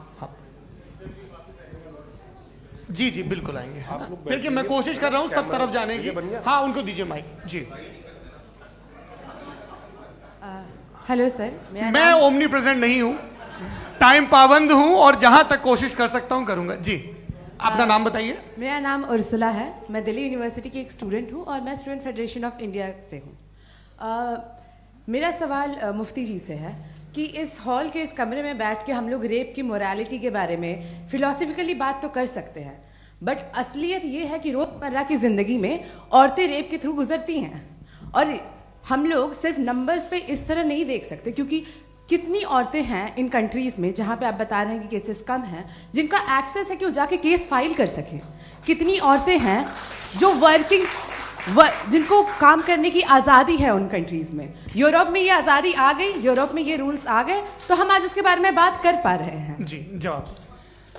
आपने ये कहा कि कमरे में बंद होकर हम लोग इस पर फिलोसफिकली बात कर सकते हैं, लेकिन हकीकत में क्या हो रहा है, वो ग्राउंड लेवल पे क्या हो रहा है, जो बहुत गलत हो रहा है, और वो सफर कर रही हैं। आई अग्री, बहुत गलत हो रहा है, और जो गलत हो रहा है उसको हमें रोकना है। और क्यों रोकना है, वो गलत क्यों है? हमारे पास इसका ऑब्जेक्टिव फाउंडेशन है, इनके पास उसका ऑब्जेक्टिव फाउंडेशन नहीं है। मैं ये कहना चाह रहा हूं कि जहां पे भी जुल्म हो रहा है, जहां पे भी औरत पे जुल्म हो रहा है, या उसकी इज्जत लूटी जा रही है, या उसे तकलीफ पहुंचाई जा रही है, और सिर्फ औरत नहीं, किसी इंसान के ऊपर भी जुल्म हो रहा है, तो उसके खिलाफ खड़ा होना, ये मोरालिटी हमारे पास गॉड के पास से आई है। वरना जावेद साहब तो कह रहे हैं कि जो है मेजोरिटी डिसाइड करेगी, तो मेजोरिटी तो कभी भी बदल सकती है। क्या आप ये थोड़ी सी आपको गलतफहमी है। मैं अगर मेरे जुमले से ये मदना निकला या मैंने कहा, तो ये जुमला मैं वापस लेता हूँ। ये मेरा मतलब ही नहीं था कि मेजॉरिटी डिसाइड करेगी। मेजॉरिटी डिसाइड करे तो दुनिया में बड़ी, वैसे आपने कहा था ये जुमला। अच्छा, हो मैं मान रहा हूँ, बाद में रिकैप कर लेंगे। अरे एक सेकंड, मैं अपनी एक्सप्लेनेशन दे रहा हूँ। मुनासिब बात यह है कि हम सब के सब दिल में जानते हैं कि क्या अच्छा है क्या बुरा है, हमें पता है अच्छी तरह से। जो लोग बुरे काम करते हैं उन्हें भी मालूम अच्छा क्या है। यही तो सवाल था हजरत कि फिर ये मोरालिटी आई कहां से? Cross examination. हाँ जी, हाँ। मोरालिटी साथ रहने की डिजायर से आई है। यानी साथ रहकर जो कुछ कह दे, जो कुछ कर दे, वो हो जाएगा? नहीं नहीं, तो आप कायदे से रही कर सकते हैं जब तक लोगों में मोरालिटी हो, वरना क्यास हो जाएगा। ये आपको कैसे पता? जी हमने देखा ना, जहाँ मोरालिटी का क्यास हो गया, हम देखते हैं। कहाँ पे देखते भाई हैं? दुनिया में आप जो ये कह रहे हैं, आप कहीं पे अगर गलत हो रहा है इस बहस तो के उसको बाद आप में गलत देखिए। सर मुफ्ती आप एपिस्टेमोलॉजी की बात कर रहे हैं, मैं ऑन्टोलॉजी की बात कर रहा हूं। मैं इस बहस फाउंडेशन के बाद क्या आप है? दोनों लोगों को चाय पे फाउंडेशन होस्ट करूंगा, वहां पे क्रॉस एग्जामिनेशन कर लीजिएगा। अभी ऑडियंस का हक मार रहे हैं आप लोग भाई, सर जस्ट लोग हैं आप लोग। और ये भाई ये हाँ उधर आएंगे, इनको जी सर आएंगे। अच्छा सर मेरा नाम लईकुर रहमान है और मैं अलीगढ़ मुस्लिम यूनिवर्सिटी का स्टूडेंट हूँ। और जहाँ तक मुझे पता है कि sir you are also product of Aligarh Muslim University. मैं भी उसी चमन का बुलबुल। हाँ सर, तो बहुत खुशी हुई मुझे जान करके कि मैं आपसे मिलूंगा। सवाल सर मेरा सवाल यह है, सर सैयद अलैहि रहमा का नज़रिया यह था कि खुदा के वजूद को अक़ल के दायरे में रह करके तलाश करना, न कि पूरी तौर से उसका इनकार कर देना। Sir how will you define it? नहीं तो ये तो आप इन्हें बताइए। ये सवाल आपसे खुदा का वजूद साबित कर रहे हैं तो सर आपने इनकार कर रखा है, इस वजह से मेरा क्वेश्चन उन्होंने यही सर एक सेकंड सर सैयद ने यही कहा ना कि अकल से आप खुदा के वजूद को साबित नहीं कर सकते, यही कहा ना भाई। वो उन्होंने कहा कर सकते हैं और वो कर दिया गया आज। वो फोन दो। तलाश करना या साबित करना अकल से नहीं हो सकता। अरे सवाल तो सुन लीजिए जी। अकल से नहीं हो सकता है, यही कहा ना आपने। अकल से हो सकता है। अरे वो यही कह रहे हैं भाई, आप बता रहे हो सकता है, वो तो कुछ और। आप अगर सर देखो नौजवान फोन ले लो, वो इतनी कमाल की यूनिवर्सिटी है। अरे भाई दे दो ना जरा, एक मिनट दे दो भाई, मेरी बात सुनो, माइक पे बोलो ताकि जो लाखों लोग देख रहे हैं। माइक दे दो ना। अरे देंगे ना माइक, तुम ठहरो तो। हाँ सर मेरा सवाल ये था कि सर सैयद अलैहि रहमा का एक नज़रिया था अपना कि खुदा का जो वजूद है उसको अक़ल के दायरे में रह करके तलाश करना है, न कि पूरे तौर से इनकार कर देना है। ये उनका कॉन्सेप्ट था। लेकिन मेरा सवाल ये है कि आप इसको कैसे डिफाइन करते हैं, एक्सप्लेन कैसे करेंगे, मैं आपसे जानना चाहता हूँ, क्योंकि you are the product of Aligarh Muslim University. मुझे अक़ल के दायरे में रख के मैंने बहुत तलाश की, मुझे मिला नहीं। हाँ ये इधर वो चश्मा लगाए जो, हाँ उनको दे दीजिए। जी जी फटाफट पूछिए, बस 5 मिनट है, 5 मिनट में खत्म हो रहा है। हाँ अस्सलाम वालेकुम मुफ्ती साहब। एंड मेरा सवाल जावेद अख्तर साहब से। क्या नाम है आपका? अरे भैया मुझे पूछ रहे हो। फैज पूछिए फैज साहब। तो मेरा सवाल ये है कि अभी जो एथियस्ट है वो problem of evil argument use कर रहे हैं अगेंस्ट मुस्लिम्स, राइट? कि इस दुनिया में इतना सारा इविल है और अगेंस्ट मुस्लिम तो यहाँ अगेंस्ट थियस्ट। हाँ थोड़ा सा करेक्ट कर लीजिए भाई, पूरी मशक्कत ही इसी बात की थी कि किसी एक मजहब पे बात न टिके। जी तो बेसिकली ये आर्ग्यूमेंट ऐसा है कि इस दुनिया में इतना ज्यादा ईवल एग्जिस्ट करता है और अगर एक ऑल गुड गॉड है तो वो रोकता क्यों नहीं है? लेकिन इस सवाल में एक हिडन अजम्पशन ये है कि इस दुनिया में ईवल एग्जिस्ट करता है। अब एथियस्ट ये कैसे ऑन्टोलॉजिकली प्रूव कर सकते हैं कि इस दुनिया में ईवल एग्जिस्ट करता है? मैं आपको बताता हूँ, थोड़ा सा समझा। नहीं सर हम लोग इनको सुनिए। नहीं please don't do that. I want to explain ontologically. नहीं हम समझ गए सर, इनको अब जवाब देने दीजिए। अच्छा सवाल पूछ लो। मैं अभी तक क्या था वो मैं थोड़ा सा ऐड ऑन कर लेता हूँ। तुम गुरु, तो हम जब इसका राउंड 13 करेंगे ना तब तुमको स्टेज पे बिठाएंगे। जी तो हाँ जल्दी से। तो देखिए एथियज्म के हिसाब से सब कुछ रैंडमली बन गया है, सब कुछ एटम्स और मॉलिक्यूल्स है। एक पत्थर में और मुझ में सिर्फ इतना फर्क है कि हम लोग एटम्स और मॉलिक्यूल्स का अलग अलग रीअरेंजमेंट है। अब एक पत्थर को कोई इंसान तलवार से 2 टुकड़ों में काट दे या मुझे, according to atheism it is same. There is no evil and good according to atheism. जी अच्छा फैज साहब का सवाल ये है कि हाँ कोशिश भी करते तो इससे गलत सवाल नहीं कर पाते। एक लाइफ फॉर्म है और लाइफ फॉर्म में फीलिंग्स हैं, मतलब लाइफ फॉर्म सुनता है, देखता है, टेस्ट कर सकता है, फील कर सकता है। तो उसकी ये जो क्वालिटी इस बबल में आ गई है, वो जानवर में भी है, इंसान में भी है। तो जाहिर है कि उसे कोई तकलीफ पहुंचेगी, तो चूंकि उसके पास वो सेंसिटिविटी है तो मैं करेगा। पत्थर में वो सेंसिटिविटी नहीं है। तो ये क्या सवाल हुआ कि अगर पत्थर को काटा तो पत्थर को तकलीफ नहीं होती, तो आपको काटे तो आपको क्यों तकलीफ हो? बैठ जाइए। जी हाँ अगला सवाल। हाँ पूछिए। जी जावेद अख्तर साहब। अरे भैया सब आप लोग मुफ्ती साहब को छोड़ रहे हैं, मेरे ही पीछे पड़े हैं क्या? चलो बोलो भाई। You asked how God can exist when children die in Gaza. हाँ you asked how God can exist when children die in Gaza, and you also mentioned the rise of atheism in Europe.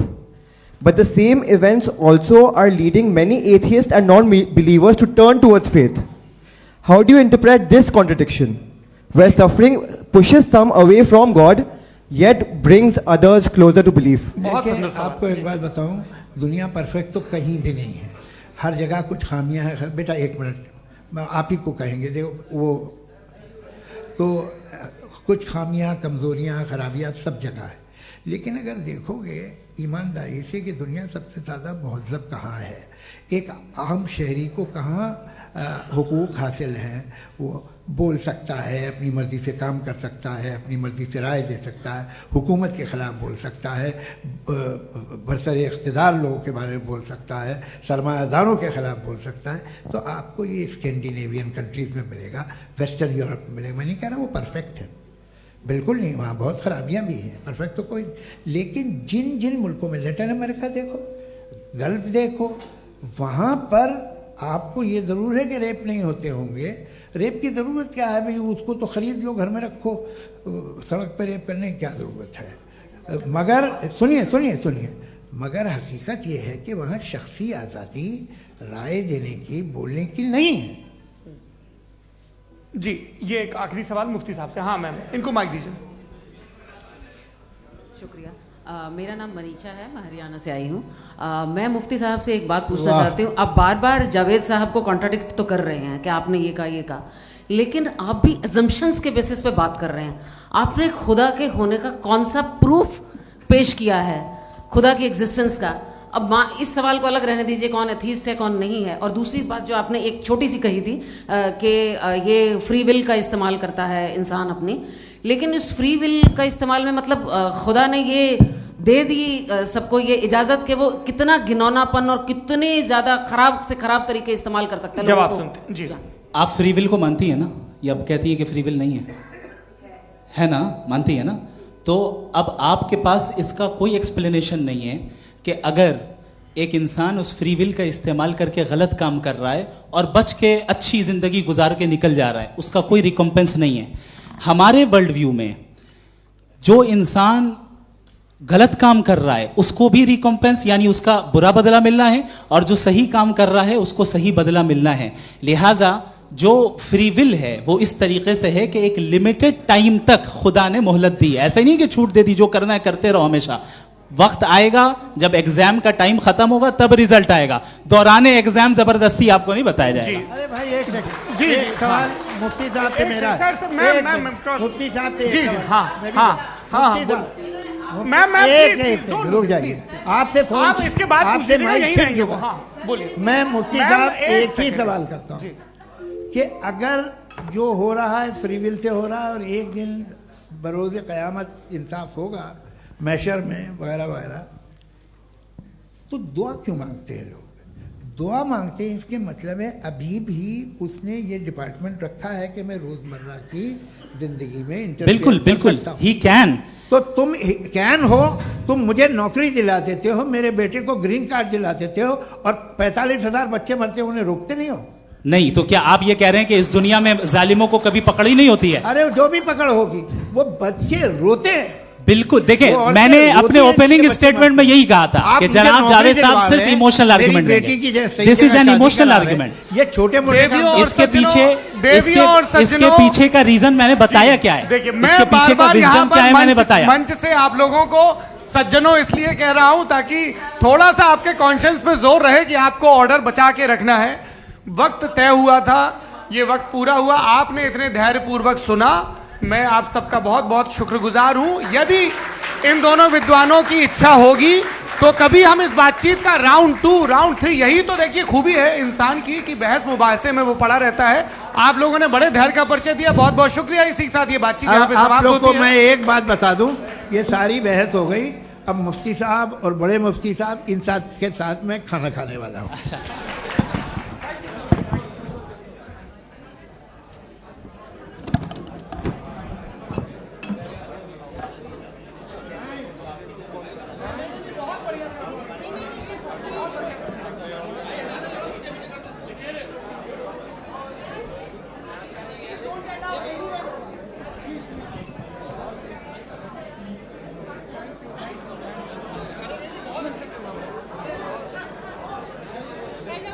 Thank